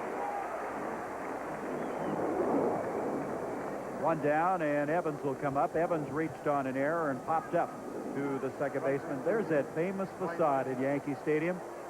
I don't know about you, Joe, but it's kind of special always to come here. They renovated this place. Closed it down in 74-75 when the Yankees moved over to Shea. They talk about being the house that Ruth built. The first day they opened this ballpark, Babe Ruth hit a home run. The Babe had a flair for the dramatics anyway. He had a little ability, too. Yes. Evans up 0 for 2. It's kind of interesting. They don't call guys the Babe and things like that anymore. Nicknames are kind of obsolete in baseball. That's one of the things that I dislike about the new guard. That's short center. Buhner coming a long ways in. And the leadoff should say the second man is down. 2 down, and that will bring up Mike Greenwell. Let's go back now to what you were talking about, Walt Reniak. I want you to explain to me what you mean by the Reniak swing. Watch how he leans out with his front arm, and it kind of windmills around his back. He extends out. His top hand will come off the bat right there. See, that's called a helicopter swing when you describe it. You actually end up with a bat in one hand every time? Right, but also you're not using your legs. You're not driving into the ball. In order to drive the ball out of the ballpark or to hit the ball in the gaps, you have to use your whole body. You use your legs. That's where your most power comes from. Greenwell, who drove in the 2 runs for the Red Sox with a double back in the 3rd, has a 2-0 count on it. And when you do that, if you don't use your legs, you end up using just the upper part of your body. You have to be awfully strong to hit the ball out of the ballpark. And most of these Red Sox hitters are not that strong, so they end up hitting a lot of singles. Allen on his 2-0 pitch catches the corner, and the count goes to 2-1.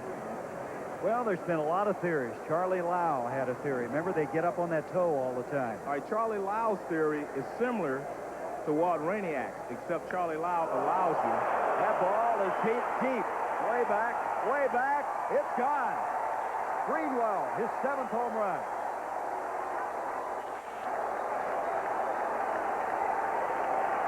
Greenwell hasn't been here long enough to learn that theory. 3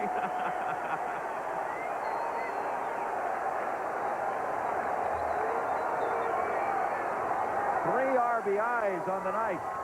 A solo shot, giving the Red Sox a 3-2 lead. As I mentioned before, when Neil Allen gets behind in the count is when he can really get hurt. We'll take a look here. He gets a high fastball, and Greenwell knows what to do with it. But if you watch, you can see the difference between his swing and that of Dewey Evans.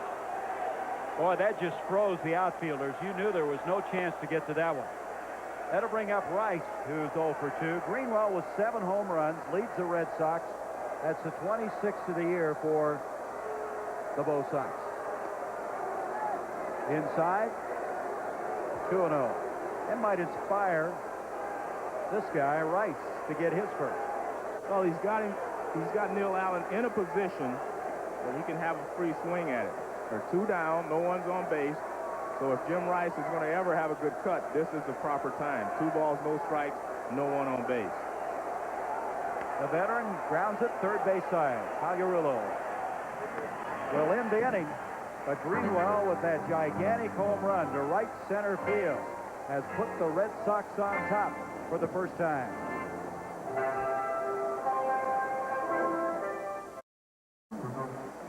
Gary Bender, Joe Morgan, Yankee Stadium, bottom of the 5th. Neil Allen has retired 11 men. I'm sorry, Bruce Hurst has retired 11 men in order, as Allen a little upset at giving up that home run ball just a moment ago, and he was kicking around in the dugout. Greenwell, there was no question about it the minute it left his bat. Well, I think he's kicking the dugout because he's upset with himself for getting behind in the count. When you have to throw a fastball hitter, a 2-1 fastball, you can get in trouble. Hags leading things off. He grounded out back in the 2nd inning. Leadoff man in the bottom of the 5th. Grounded foul, upset at himself. Yankees started things out with 2 runs in the bottom of the 1st. Red Sox tied it up with 2 in the 3rd. Greenwell driving in a pair with a double, and then Greenwell giving Boston the lead in the top of the 5th with his 7th home run of the year.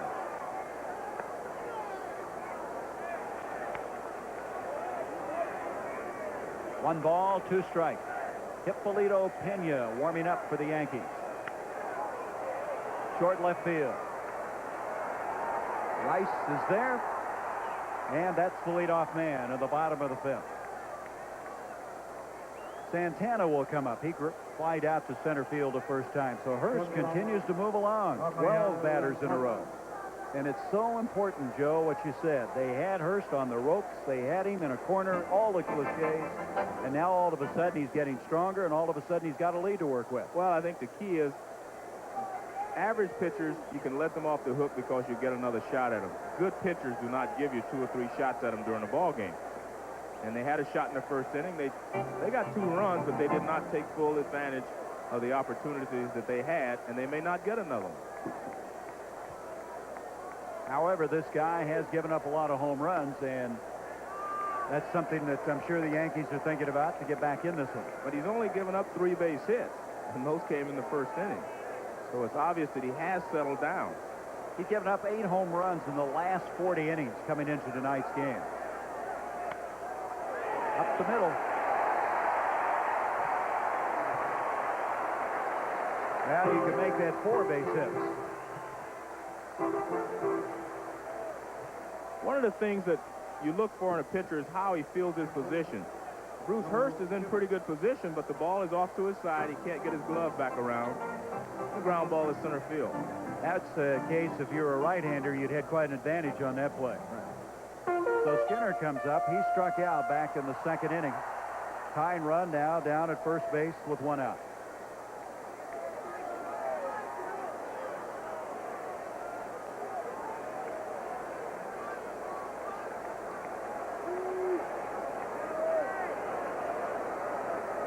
One out and 1 on.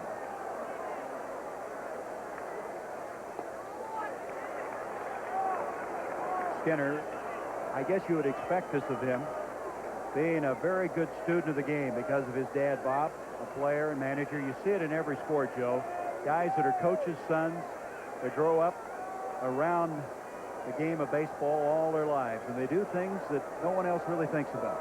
Well, you get a good education being around a Major League Baseball team, and he was around with his father, Bob, so he got a good education early. Second base, Barrett will go to second.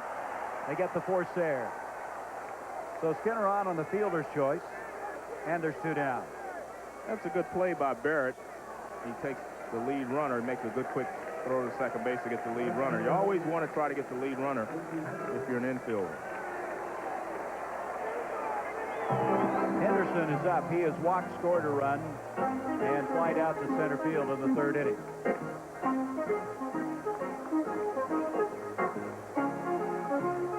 Two down here in the bottom of the 5th inning.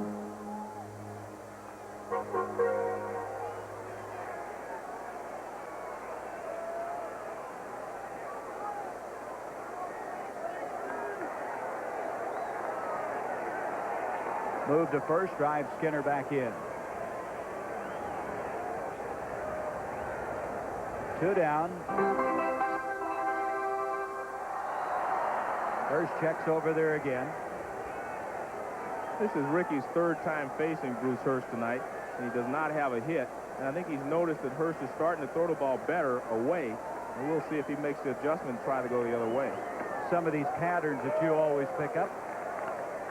First pitch misses, and it goes to 1-0.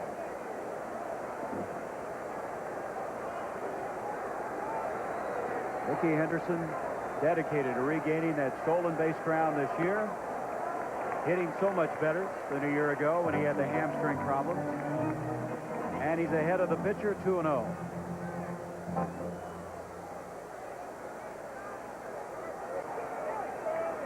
Hurst taking a lot of time right now.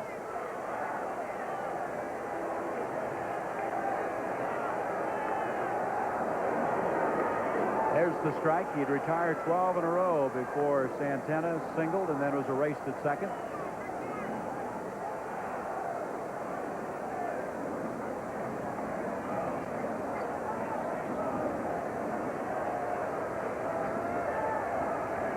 Billy hasn't been out of the dugout yet. I've been watching, so's everybody else. Owen will go unassisted to second. That will retire the side.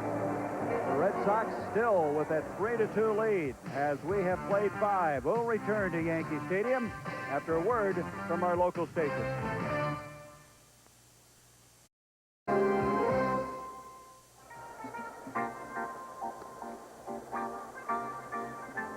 Through 5, the Red Sox leading the Yankees 3-2. Let's go back now to a big memory. September 28, 1960, the Splendid Splinter. Ted Williams, his last hit in his career, coming in Fenway Park off of Jack Fisher. Number 9, Ted Williams drives it deep to right field. And interestingly enough, Jack Fisher, 2 days short of a year later, served up Roger Maris's 6th home run. Ted Williams, the last man to hit 400. Well, a new pitcher now, left-hander, Hippolito Pena, 24-year-old, comes on for the Yankees. He was called up from Columbus, where he was going very well. You can see what he's done here. He's 0-1, but in Columbus, he was 6-1 with a 3.47 ERA. He was leading the Columbus Clippers in wins. Make an appearance against Baltimore and starts things off against Rich Gedman. He's 1-1 on Gedman. He'd be followed by Pat Dodson and then Spike Owen. Pena, very lanky, 6'3", 165. Just kind of unwinds out there. Throws pretty hard, though. Has a good fastball, pretty good breaking ball. He replaces Neil Allen, who gave up 2 runs, 3 hits, all 3 RBIs by Mike Greenwell. Struck out 1 and walked 1. Caught the corner. Good fastball on the outside corner. There is Dodson, who is singled and grounded out. 2-2 from Pena. Whoop, look out. That'll wake you up. Gedman says, look, rookie, I don't want any more of that. This is a good wake-up call. He's thrown 2 fastballs away. Now he's trying to come on the inside corner.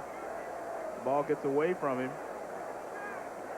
And that's especially tough for a guy like Gedman, who has not been playing against left-handed pitchers. He and Rick Cerrone have been splitting time. No respect for the veteran catcher. 3-2 pitch. And he walked him, so Gedman, leadoff man, is on. Pena, the first man he faces, puts on Gedman, and Dodson will come up. Pena was originally in the Milwaukee Brewer organization, released, then signed by the Pirates, and then traded over here on March 30th. Left-hander will face the left-handed batter Dodson now. 3-2. Yankees trailing. 3 runs for the Red Sox on 8 hits. Yankees, 2 runs, 4 hits. They've committed an error.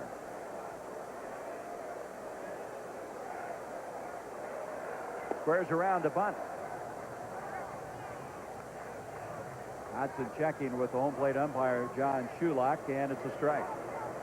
Well, Billy Martin brought Pena in so he could retire these 3 left-handers in a row, but he's walked 1, and he gives John McNamara the option of bunting. And that's what he's doing with Dobson. Let's see if he squares around again. Now 0-1. Here he goes. Charging from first and third. A call, strike 2. Johnson played collegiately at UCLA. Grew up in Inglewood, California. There's Joe Morgan, the third base coach. Same namesake as my broadcasting partner. You know how many letters I get that are intended for him, and probably vice versa. Just so they aren't bills.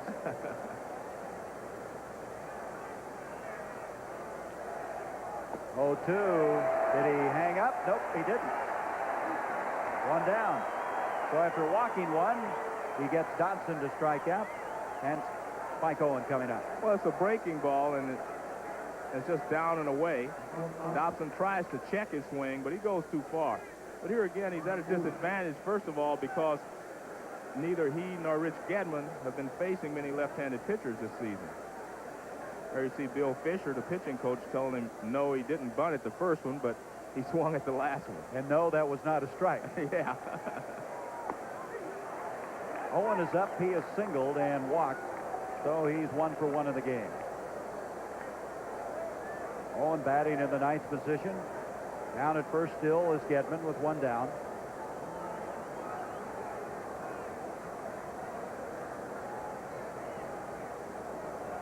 Pena way outside. Well, this guy, he throws hard, but I think after Gedman was dusted off, everybody's getting up there a little bit uneasy. He looks like he might be a little bit wild. Well, some guys are called conveniently wild, and Pena may be one of those guys. 1-1 to Spike Owen. And now Santana comes in to visit with the left-hander.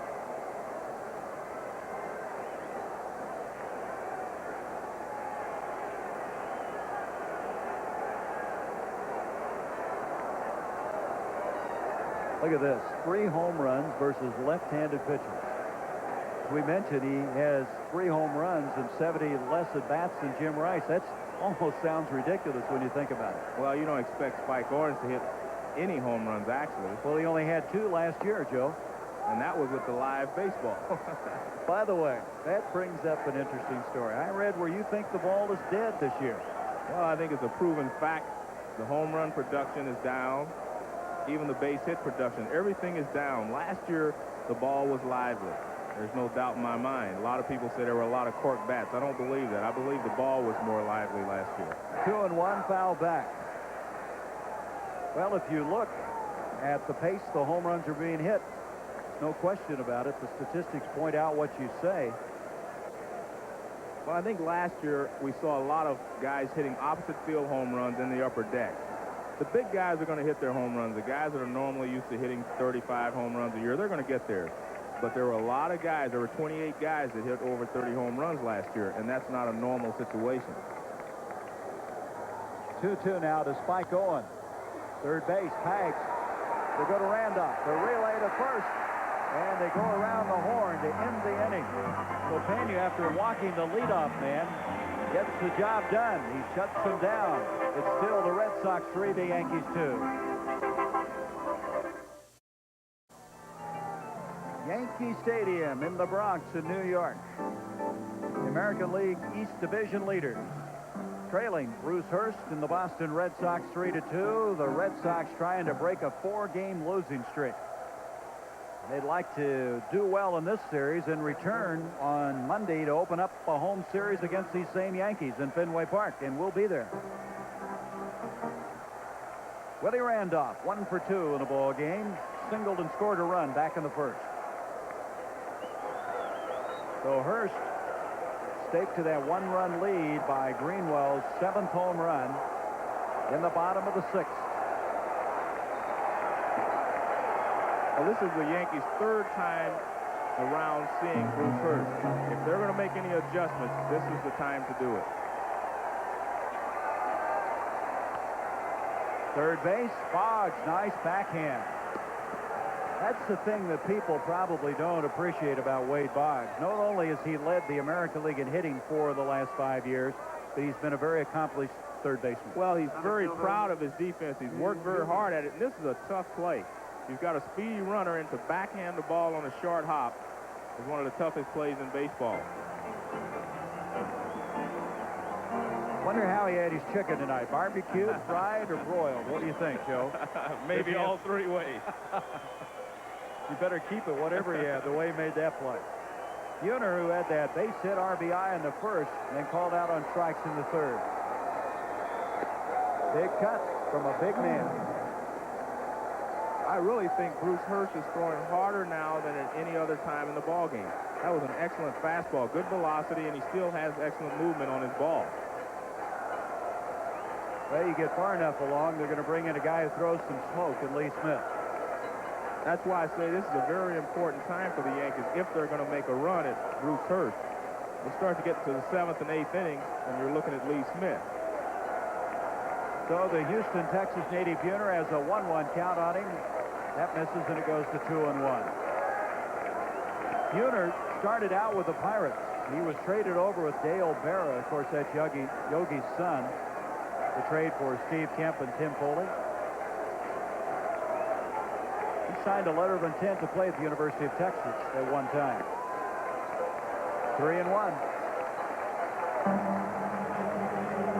They've got this guy, Roberto Kelly, who they like an awfully lot in the outfield. There's some young outfielders starting to work their way up in this Yankee system. 3-1 to Buhner. Here's Boggs again. Well, next week on ABC's Monday Night Baseball, the defending National League champions St. Louis Cardinals take on the front-running Mets or the New York Yankees. Visit Fenway Park and the Boston Red Sox. Be sure now to check local listings for the game in your area. Begin action at 8 o'clock Eastern. That's next Monday here on ABC. I'm looking forward to going over to Fenway. These two old rivals hooking up again a week from tonight. Jack Clark at the plate. Clark singled to drive in a run and struck out back in the fourth.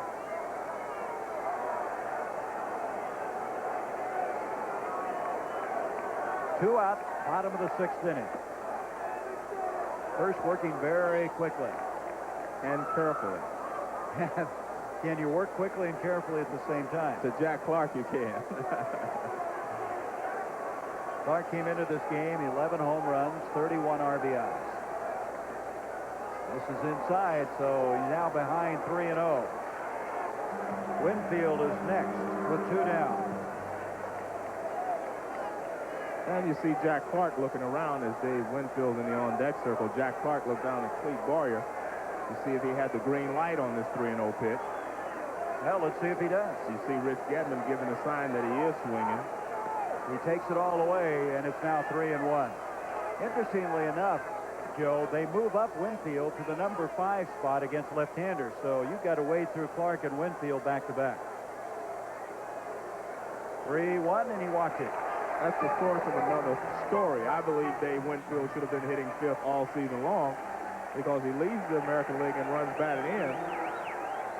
And what better place to hit a guy than 5th right behind Jack Clark and Don Mattingly.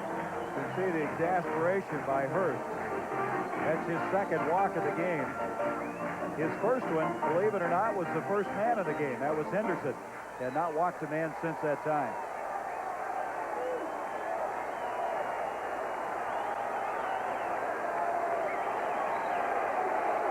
You think Winfield likes left-handers? One of the reasons Dave likes left-handers is because the ball tails away and he likes the ball away from him.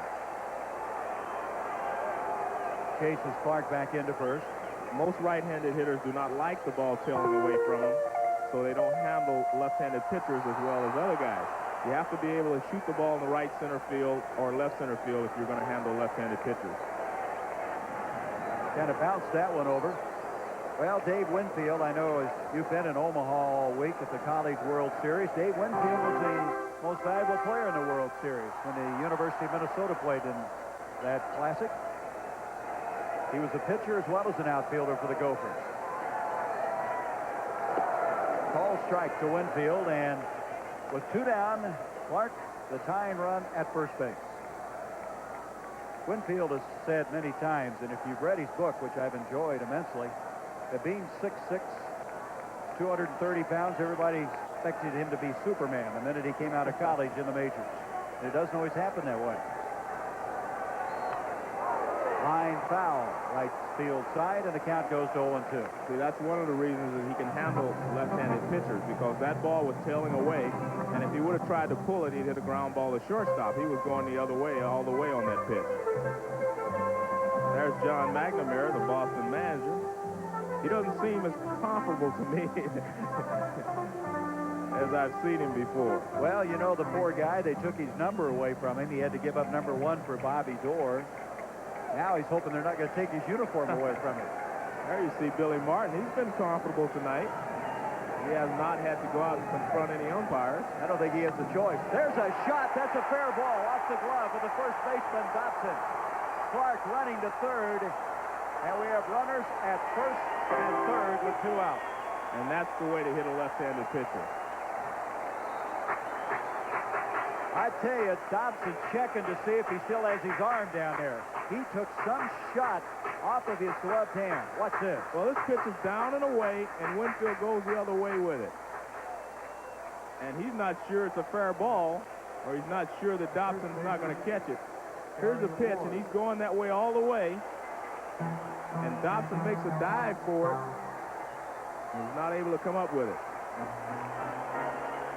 So Clark at third, Winfield at first, Ward at the plate. Grounded foul, third base side. So Winfield, and a very good point by you, Joe Morgan. When you're a right-handed batter, you can take that ball to the opposite field. You can hit those left-handers. And that's what Winfield did. And Ward 0 for 2, trying to do some damage. It's going to be a tough play. Boggs coming in, going to have to hurry. He got it. Boggs made all 3 outs of that inning, playing brilliantly at third. Just sensational defensive play at the hot corner. And so the Red Sox, due to this guy, able to protect that 1-run lead.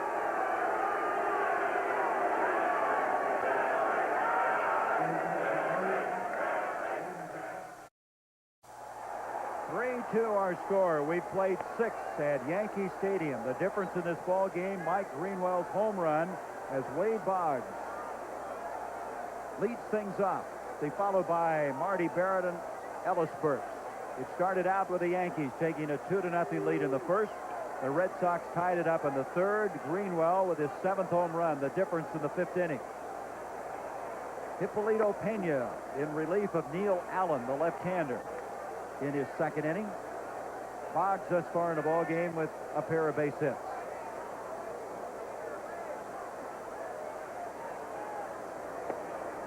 Boggs watches that one go outside. Warming up in the Yankee bullpen, Cecilio Guante, number 51. And he's been a pleasant surprise for the Yankees this year. He's far and above anything they expected. There's the strike. 3-1 on Wade Boggs. So Greenwell has done the damage for the Red Sox tonight. All 3 RBIs. Excellent defense by Boggs in the other half of the inning. And now trying to start things off as he's now full at 3-2. Hippolito can be tough on left-handers because he kind of slings the ball with a sidearm motion, and he has good velocity on his fastball. Full count. Second base, the captain of the Yankees. And so, 1 down, and that'll bring up Marty Barrett. Well, other games being played, of course, and Cleveland now has jumped to a 6-2 lead. Port Jacoby, a home run and a double. Baltimore beating Detroit 5-2. Minnesota has been tough on the road this year, leading in Comiskey Park. Texas over California 4-1. Kansas City still with that 2-0 lead over Oakland. August, the rookie, going against Bankhead of Seattle starting later tonight. Barrett, first ball hitting, fouls it back. Let's continue on to update you. The Mets now 3-2 in the 6th. Look at Strawberry, 2-run home run, his 12th of the year. Well, the Cardinals have to make something happen in that series. Well, the Mets are one of the best teams in baseball, and I'm not sure the Cardinals can catch them anyway or even stay with them for the remainder of the season. They're 7.5 behind starting tonight. But as I mentioned, they played so well on the road, not able to pick up any ground, so maybe in Busch Stadium they can change that. Well, the Mets pitchers do not care where they're pitching. The Mets pitching staff is awfully tough, and they can go in and beat the Cardinals 3 in a row, actually. Mets have good pitchers. Barrett, the pitch sails high, and I tell you this, Pena, you better stay loose up there. That ball is coming up there with a lot of velocity and not always exactly on location.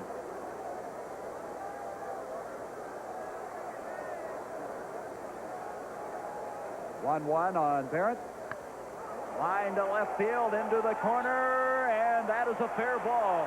Kicking up against the wall. Barrett heads into second, and Marty Barrett with 1 down at second base. His 2nd hit of the game.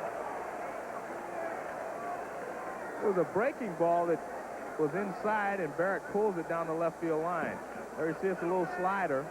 It's breaking in, and Barrett does pull the ball when you get it in. You throw it out over the plate, and he goes the other way. Ricky Henderson plays the carom, but by the time he gets it back in, Barrett has a double. And now Fowler's to the mound, and we may have a pitching change as Barrett down at second. You know, we mentioned that Seattle Mariners game starting later. They have a new manager. Dick Williams was fired today, along with Coach Ozzie Virgil. So Pena will leave. We have a pitching change. We'll be back. The Red Sox leading and threatening again.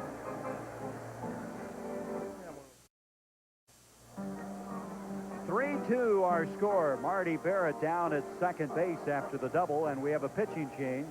Guante, 51, coming on to pitch. Well, let's go back and capture a memory. The 61st home run by Roger Maris here in Yankee Stadium. It was against the Boston Red Sox and Tracy Stollard, and this was the ball that you saw hit out and shown so many times in the news programs. The record, 61, breaking the old record of Babe Ruth. Frank Crosetti with the handshake as he goes through the third base side and comes in. He takes the bow, and Roger Maris with a home run, and a guy by the name of Sal Durante caught the ball, and they finally got it back to him, and there he is, his number retired, the late Roger Maris. I wonder how many home runs he would have hit with last year's baseball. You had to bring that up again, didn't you? Well, Guante is coming on, and Guante, as you mentioned earlier, has been a surprise this year. He's 3-2, earned run average 2.50. This will be his 28th appearance thus far, with 5 saves through 39 2/3 of an inning. He was a guy who struggled so much last year. He was hurt a lot, but this year has come back and been a welcome addition to this Yankee pitching staff. And so Pena will lead the ball game. Pena went 1 1/3 innings, giving up no runs, 1 hit. He is responsible for Barrett at second. He walked 1, and he also struck out 1. So Skinner will face Guante. Check that. Ellis Burks is at the plate as Guante starts him out with a strike. Ellis Burks, followed by Evans, who started the inning with Boggs grounding out to second. The double by Barrett. Burks is up to be followed by Evans. Burks thus far with a double back in the third inning. Guante checks Barrett. 0-1. Nice foul, and it's 0-2. Guante is awfully tough on a right-handed hitter because he drops down and he kind of slings the ball. Has a good fastball that tails back in and a good breaking ball that he can get on the outside corner. Another one of those lanky pitchers, isn't he? Right, but he's especially tough on right-handers. Randolph comes in and talks to him. Burks was the first Sox rookie to hit 20 home runs and steal 20 bases.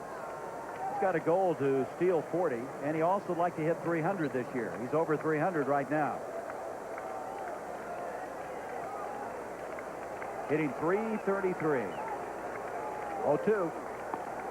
And it's now 1-2. See, that's what made Guante so tough there. He came kind of 3/4 over the top with that pitch, and the next time he drops down, and that makes it very tough for a right-hander to pick up the pitch.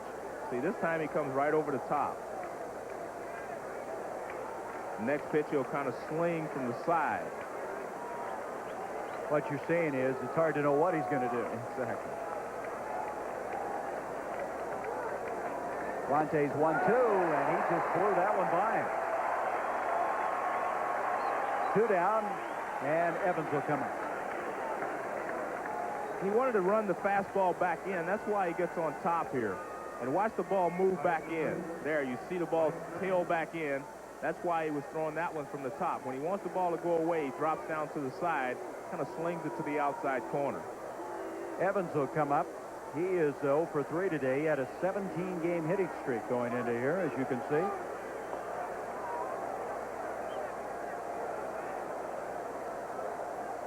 Now, you talk about batting styles. The way he's up on the foot, that's a little bit that Charlie Lau theory, right, of getting back on that foot? Well, Walt Reniak's theory is a combination of his own and Charlie Lau's.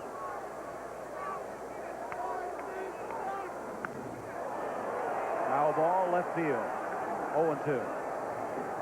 When you watch George Brett, I think he's a perfect example of the Charlie Lau theory in that he distributes his weight well, and then he just kind of leans back. Dwight Evans gets up on his toe, but basically that's to keep his weight back. 2 down, a runner at second. Time called. Little gust of wind coming through and blowing some debris around. But when you see somebody up on the toe, though, that automatically registers Charlie Lau to me. Charlie Lau's theory I have no problems with because you can drive the ball from that position.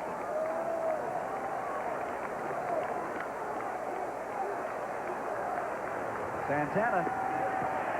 They're out of the inning. So the double by Barrett is shut down by Guante. He leaves him there. We'll return to Yankee Stadium after this message and news headlines from our local station.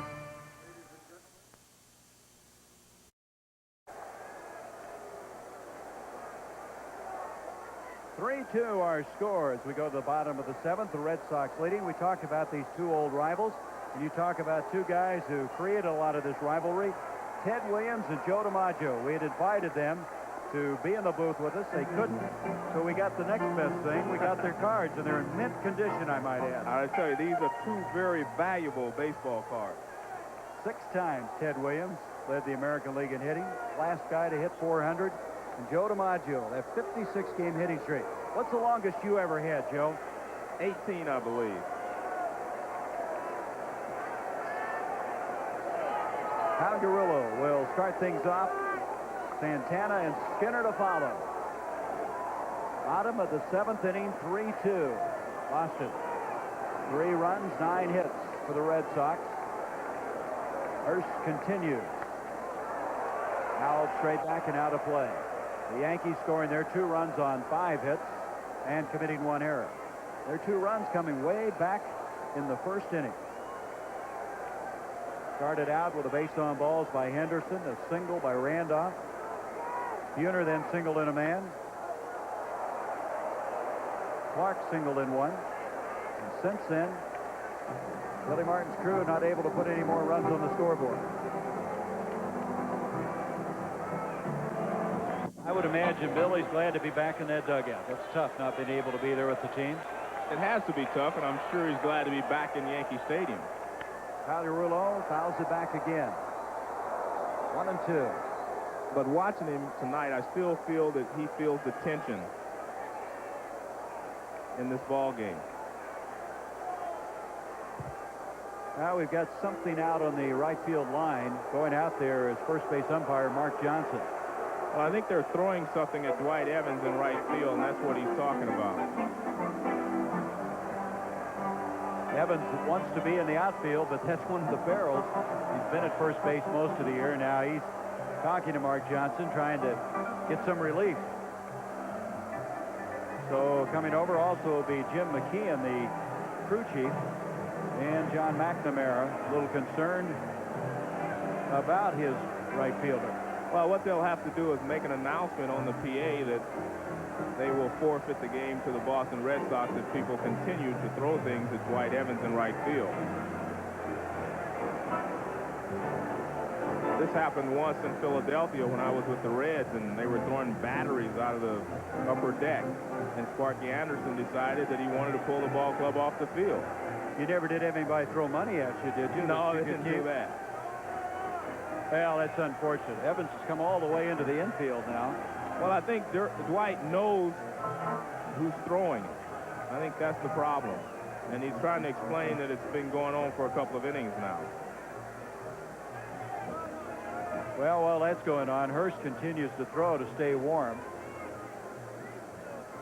We're in the bottom half of the 7th inning. We have a 1-2 count on Palgarillo. And the delay due to some fans throwing debris or objects to probably not only distract Dwight Evans, but you got to be very careful about hitting him. And Evans, a veteran, plays that position as well as anybody. He has 8 gold gloves. So he'll go back out there, and no announcement has been made on the PA as of yet. So we'll kind of watch and see what happens when he gets back out there. They will not continue play until the announcement is made, I guarantee that. Yeah, it's too bad. So Evans, the 36-year-old veteran, will come back out there. I'm sure he's seen this before, and he's seen it all. Happened here last year. Now a chance starting up out in that right field area. You know, it's an amazing thing, Joe. It's not just in baseball, but in every sport, the liberties fans are starting to take. Some of the authority they seem to assume by just being a fan. Well, sometimes people forget that a ticket only buys you a seat to the ball game. Anyway, we're started again. 1-2 on Pagliarulo. He fouls it back. Evans backed up. Thus far, nothing's happened out there. I never did hear an announcement. Did you? I heard something, but I wasn't sure.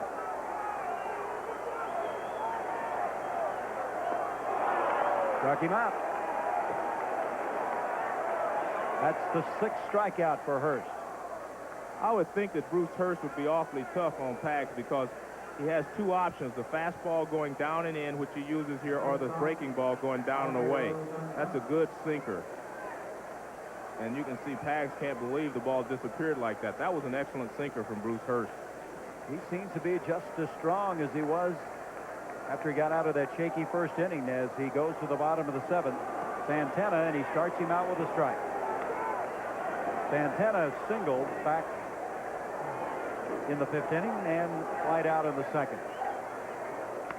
Ground ball and nice stab by Owen. Spike Owen with a strong throw.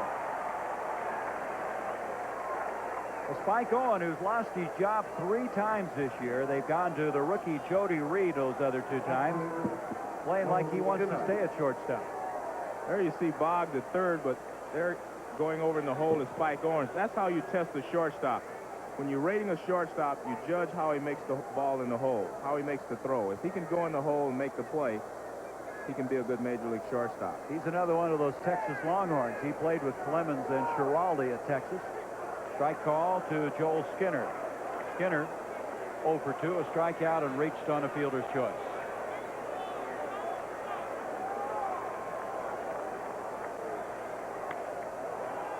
Owen again goes to one knee. It's an easy inning for Bruce Hurst. So Hurst continues to wade through the Yankees. He leads it 3-2 as we have played 7 innings at Yankee Stadium.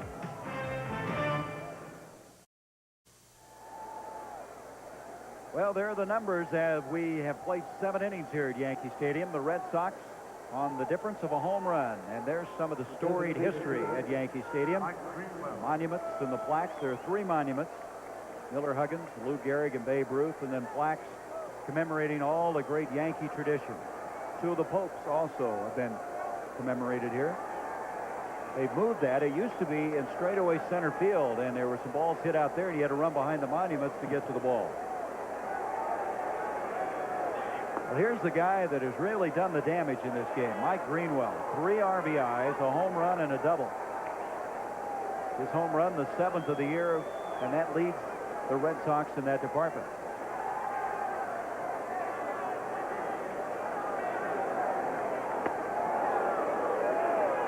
That backs him out, 1-1. Duante still on the mound. 6'3", 205-pounder out of the Dominican Republic. Inside again, 2-1. Duante has used his fastball almost entirely these 2 innings. He has not shown the good slider that he has. He has an excellent slider, a late breaking slider. Greenwell hits this one to short left field. Henderson over there. Santana, Ricky camps under it. 1 out. Well, we talked about ABC's best line of the week. Joe Morgan, let's go to the worst line of the week. There you see Frank Tanana. He had 1 2/3 innings, 6 hits, 7 earned runs, 2 bases on balls, no strikeouts. This is a home run he gives up to Ivan Calderon. But he's joining the club because Ivan Calderon has been hitting him rapidly lately. Well, we might add, Tanana's been effective this year. He's 8-3, but that was not his day. The veteran left-hander, Jim Rice at the plate. 1 down, Rice 0 for 3. Struck out, grounded out twice. And he has not had a good swing all night. Got a pretty good cut, but he got under that one. And Pagliarulo is going to have to wait a long time for that one to come down. They always say when you hit them that high in the air, you just miss. You just barely miss. That time, there's 2 outs. That brings up Gedman. Gedman's walked once.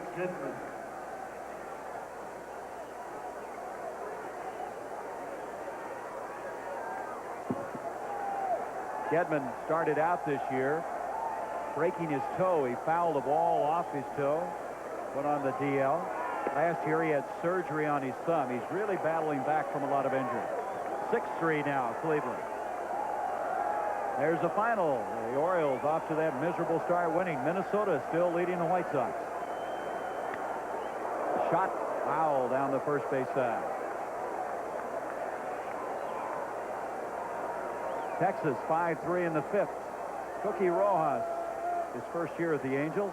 Kansas City still 2-0. Jim Snyder replacing Dick Williams, we talked about earlier. He being fired. Long run and a fine running catch by Dave Winfield. It's a 3-up and 3-down inning. We go to the bottom of the eighth. Dave Winfield, who's made a play, a sparkling play almost every game. He did it a week ago. Will return to Yankee Stadium after a word from our local station. Now, attention, please. Ladies and gentlemen.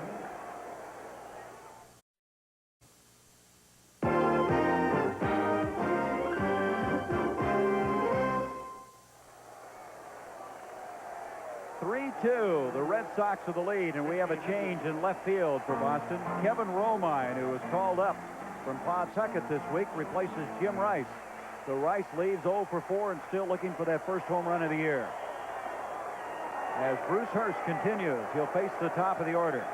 This is Bruce Hurst's first time working this year on only 3 days rest. He's done an excellent job so far. Wasting no time with Henderson. He's now 1-1. Henderson to be followed by Randolph and Buhner. Ricky started this game out with a walk, scored a run. Then he's flied out and reached on a fielder's choice.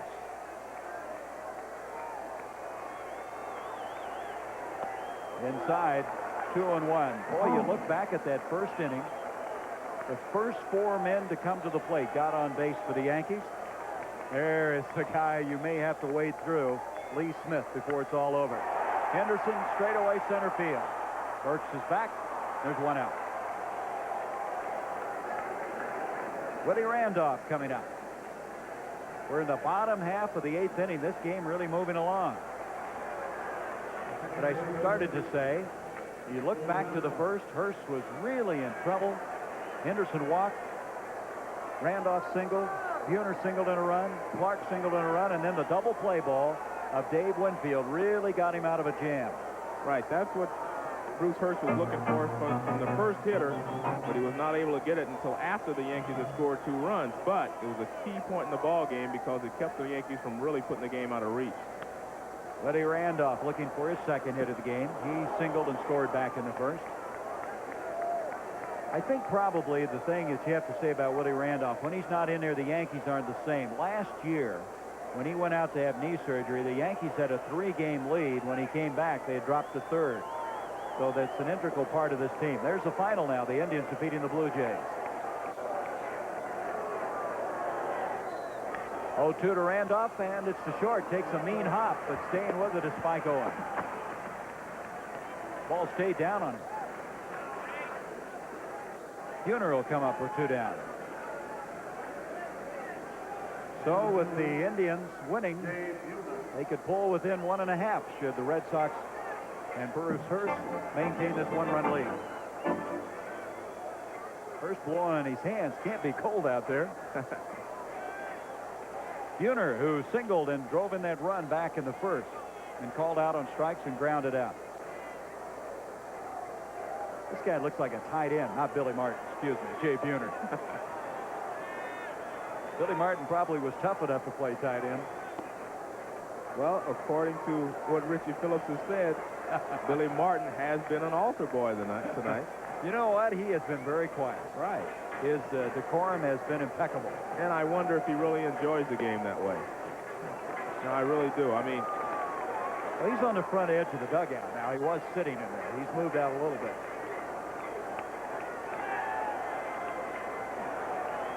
Billy's personality is one of aggressiveness. That's an understatement.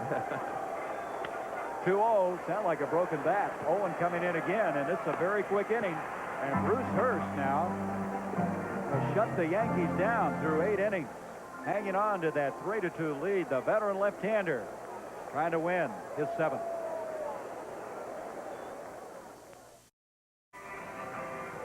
Well, we have a new pitcher now for the Yankees, the veteran Dave Righetti. And Bruce Hurst may be done, too. He's gone 8 innings, giving up 2 runs, both of those in the first.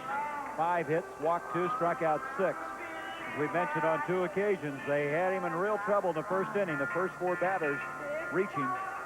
He got out of that jam. He retired 12 in a row, and now has retired the last 7 in a row. So after winning only 1 of his last 6, after a 5-0 start, this is a big comeback for the veteran, and I think that we're going to see Lee Smith. There's no doubt in my mind that you're going to see Lee Smith. Dave Righetti. He was pitching as a starter for the New York Yankees July 4th, and he pitched a no-hitter. Righetti moved to a relief role in 1984, but he'll not forget this for a long time. Wade Boggs was the last man he faced. And Dave Righetti, July 4th, which, by the way, is the birthday of George Steinbrenner with the no-hit game. So Righetti, who's been tough on the Red Sox, will try to continue that as we go to the top of the 9th inning. Some talk this year of moving him back as a starter. Well, he's so valuable in the bullpen, but he also would be valuable as a starter. It's just a matter of opinion. Dodson leads things off. Bouncer to first. Ward will go to Righetti, and Righetti does a little tap dance down that first base line. One of the plays you practice 100 times a day in spring training is first baseman to the pitcher. Righetti falls off to the third base side, so he's a little late getting over. But Gary Ward leads him perfectly here, almost perfectly anyway. And Righetti makes the play. Uh-oh, we got somebody running on the field. And that somebody's going to wish he had. He goes out and shakes hands with Righetti. Hey, you better sign that kid. He can run. He's back in the stands now. Well, he was. Righetti kind of smiling.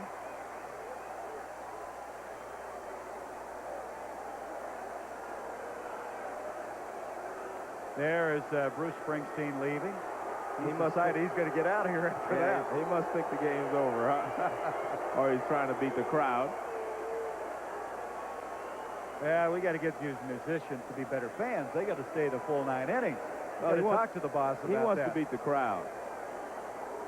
Next time we'll leave in the middle of his concert. Well, the old Bronx Zoo here. We've had a few things. The fans in right field bothering Dewey Evans, and now a fan running on the field. And boy, look at this. He may take a while to get out at this time. Everybody wanted to shake his hand. Let's go back to the game, all right? Spike Owen at the plate with 1 down. Owen with a base hit and a walk, and then he grounded out into a double play. 1 down, top of the 9th. 3-2, Boston. Righetti trying to shut the door and then hope that somebody can get something done in the bottom of the inning. And now the Mets advantage 5-2 in the 8th. Look at the straw man. A home run, a single, 4 RBI. He's having a great year for the Mets. 1-1 pitch, foul back. Well, Joe, what about a Subway Series? Well, I think the Oakland Athletics would have something to say about that at this particular time. But I believe the Mets will win the Eastern Division. And I think they are the best team in the National League, so I think they will end up in the World Series. Is Oakland already in? Do you think anybody can catch him? No, I really don't. Owen now with a count of 2-2, 1 down. Crowd abuzz because Springsteen is still making his exit here at Yankee Stadium. So Boston trying to break this 4-game losing streak. Foul ball. Well, Oakland, what impressed me, I think, went into Minnesota in the Metrodome a day early to work out because they couldn't win there last year. They took 2 of the 3 in that series of the Twins. That might have been a psychological advantage for Tony La Russa's club. Well, I think it is. I think they are the class of the West. And I think the Yankees will win the East, but it's not going to be as easy for the Yankees as I think it will be for the Oakland A's.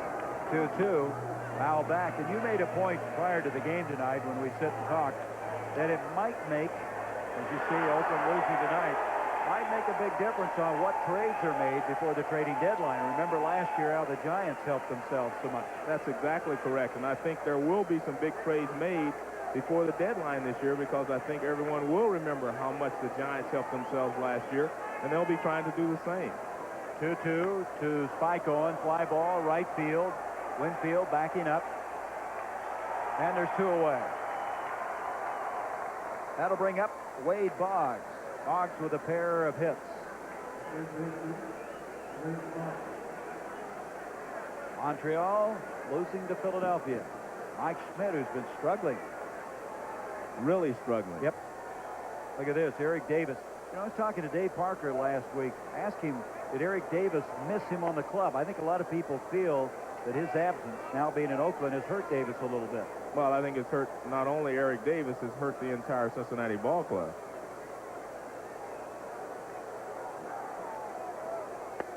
To Boggs, misses inside. 2-0, 3-2, the Red Sox. 2 down. Righetti try to stop it here and then hope somebody can get something done at the bottom of the inning. That's Barrett on deck.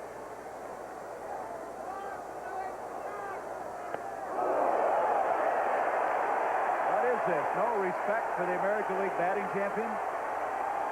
This is another wake-up call, and this is a real good one by Righetti. You see the...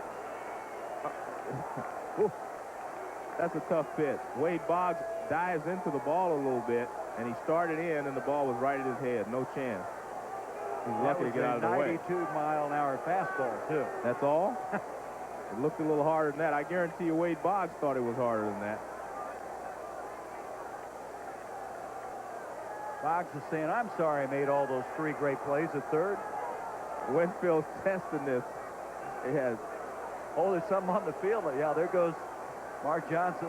He's going to pick it up. What is that? I don't know, but if it hits someone, it would hurt. Ooh, it's like a baton or something. Piece of pipe.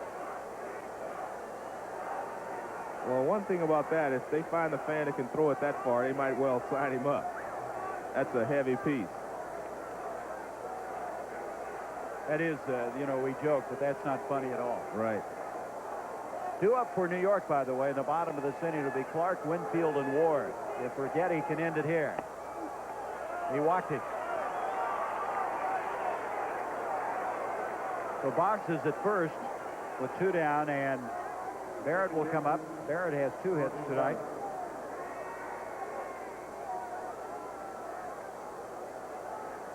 If it continues, then it's the number 3 man in the order, Ellis Burks. So Dave Righetti, the left-hander, now will try to stop things here in the top of the 9th, hope that they can at least get 1 run in the bottom of the inning. There's a strike.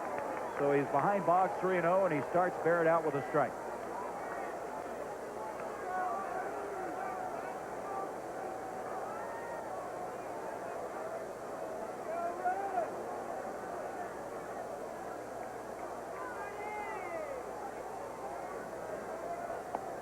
That's high, and the count evens at 1.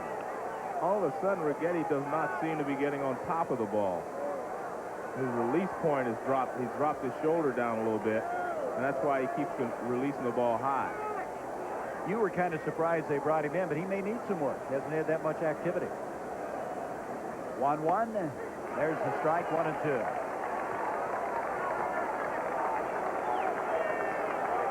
Well, we're going to look at Dave Righetti here.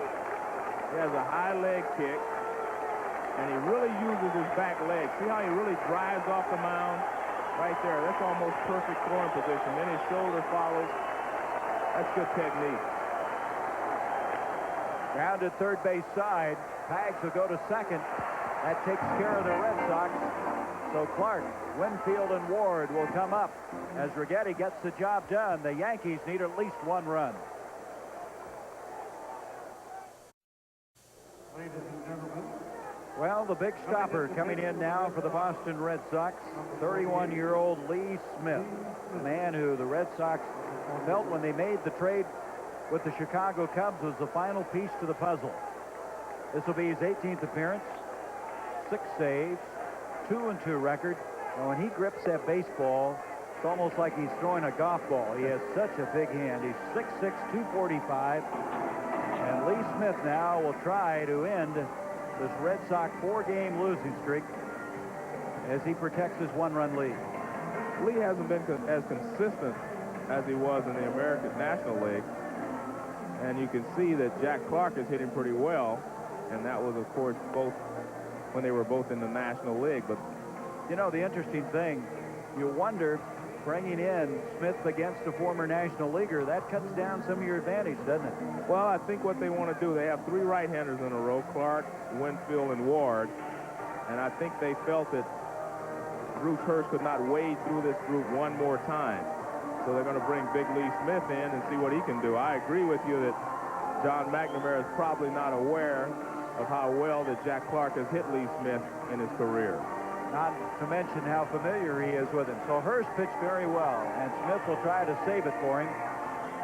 8 innings for Hurst, giving up 2 runs, 5 hits, walked 2, and struck out 6. And Smith, who was quite a basketball player at Northwestern State in the Louisiana area. In fact, one time he thought about continuing on professionally.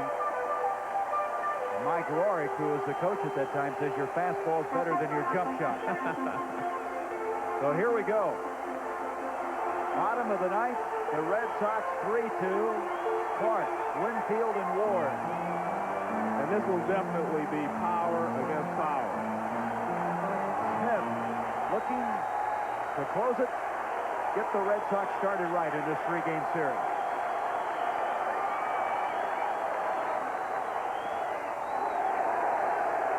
Little bit low. You know, this guy throws very hard, but he also has a very good slider. And that was a slider he threw to Jack Clark right there.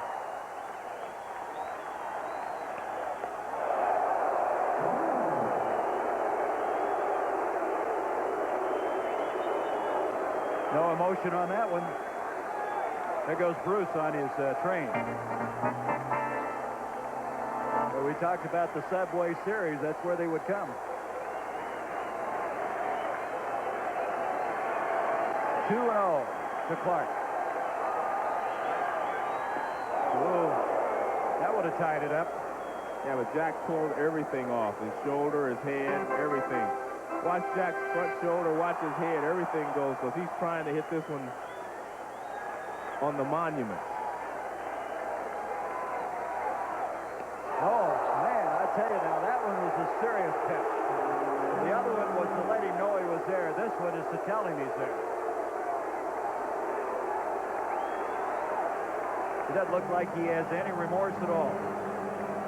I think the only concern he has is now as it counts 3-1, he has to come in with a fastball again.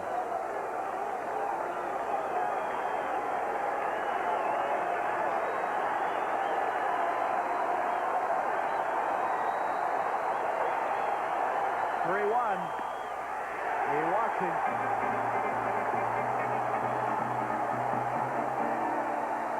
So the leadoff man is on. Winfield will come up. Dave 1 for 3 for the night. We have Claudell Washington getting up in the on-deck circle. So evidently they'll bring in the left-handed batter to replace Gary Ward. Dave Winfield just had a discussion with Clete Boyer, but I do not believe that they're going to have Dave Winfield bunt. This is a reaction to the walk given up by Lee Smith.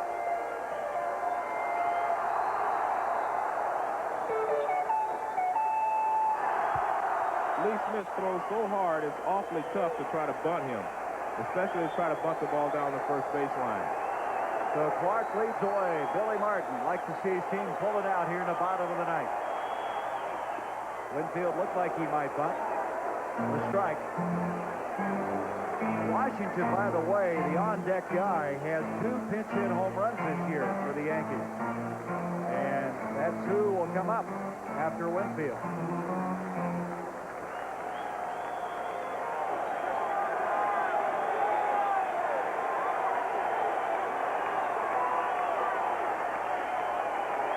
Nobody out. 0-1. Grounded over the middle. Barrett knocks it down. They didn't make the play.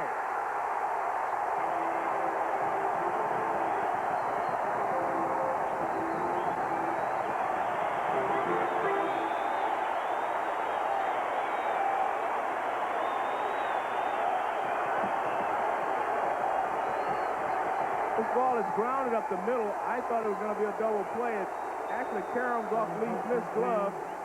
Marty Barrett knocks it down, tries to flip it to Spike. Not in time. Number 18, Cordell Washington.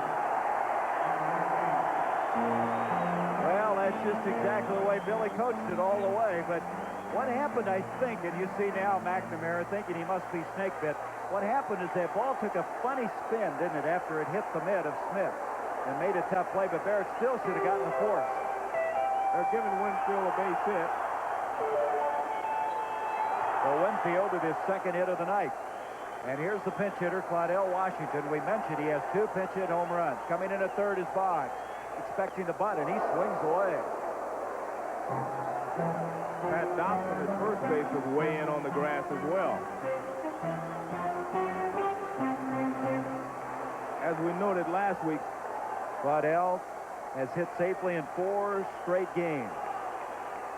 Billy does not bunt a lot. 0-1. 1-1. Clark at second. Winfield at first. Nobody out. Bottom of the ninth. The Red Sox lead at 3-2.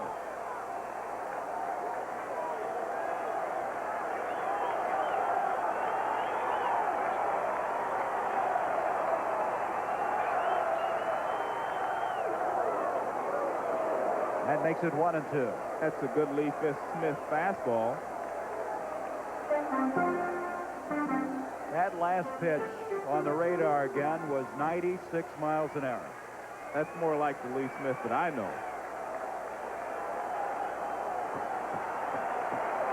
Wonder what's in that drink. There's Clark down at second. Winfield at first.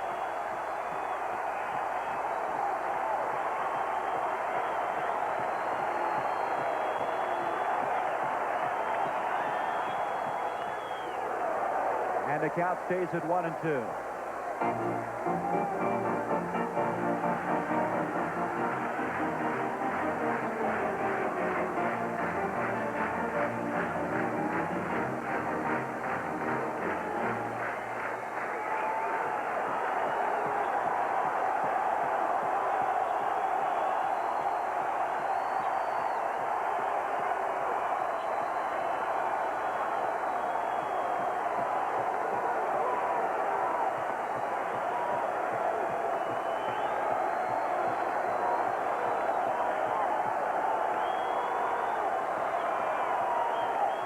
One-two pitch. He flew it fine. The first out of the inning. The one thing you have to look for off Lee Smith is the fastball. That's his best pitch, and I don't think he's going to get hurt with any other pitch at this particular time in the ball game. Boy, you can see what energy he expended on that pitch. So Washington erased. Pagliarulo comes up. That's his 22nd strikeout of the season. Smith, as you know, has recorded 4 straight seasons of 30-plus saves in the National League. 1 out and 2 on.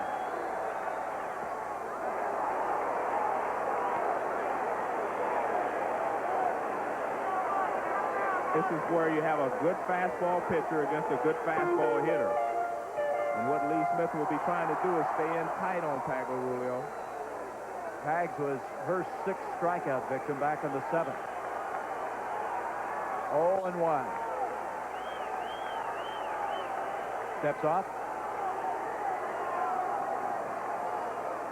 And here's Jose Cruz, who started in right field yesterday. He'll be pinch hitting for Santana. Should this all continue?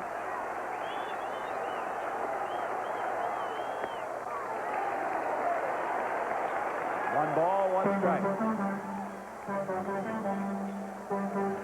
Pagliarulo will be sitting on the fastball, and that's what he will get in this situation.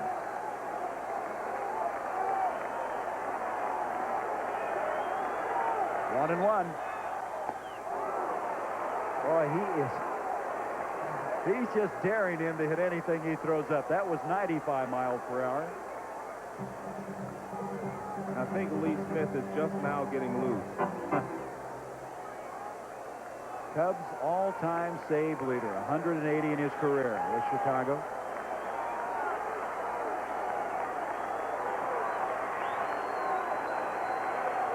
1-2. Center field.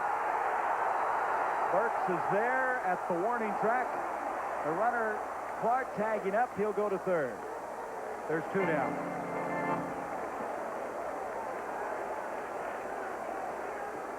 And so we have Jose Cruz coming up. Cruz, so many years playing in the National League, would know Lee Smith also, as McNamara now will make a trip to the mound. And I think John wants to remind Lee Smith and also inform Rich Gedman that Jose Cruz can hit a fastball. A high fastball, a low fastball, any fastball. Jose Cruz can hit it.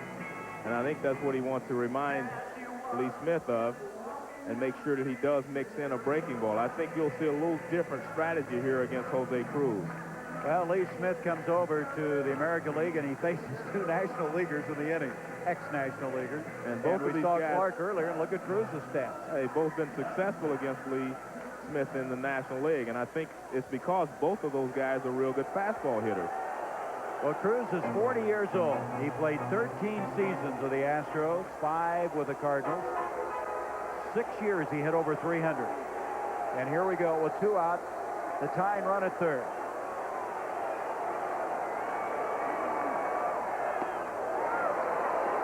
Nothing fancy. He is just Powder River right now. Thus far, Cruz is 1 for 11 as a pinch hitter.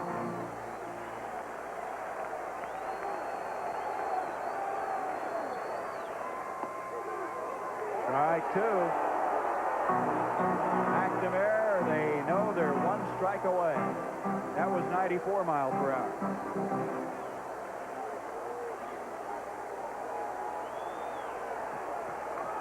There's the tying run, and there's the go-ahead run. Just missed. You know, Keith Hernandez said, I'll never understand why the Cubs traded Lee Smith over to the American League, but I'm glad to get him out of the National League. That's the sentiments of a lot of National League hitters.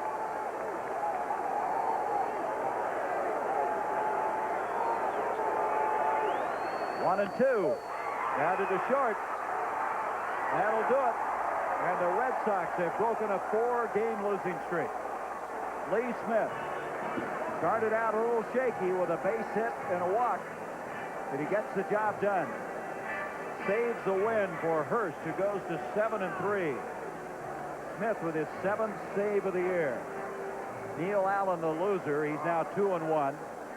And of course, it was a Mike Greenwell night. 3 RBIs, including his 7th home run of the year. So the Red Sox, who had lost 9 of their last 12 and 4 in a row, start this 3-game series out in a very successful way. 3-2. 3 runs on 9 hits. The Yankees, 2 runs, 6 hits and an error. We'll return to Yankee Stadium after this message and a word from our local stations.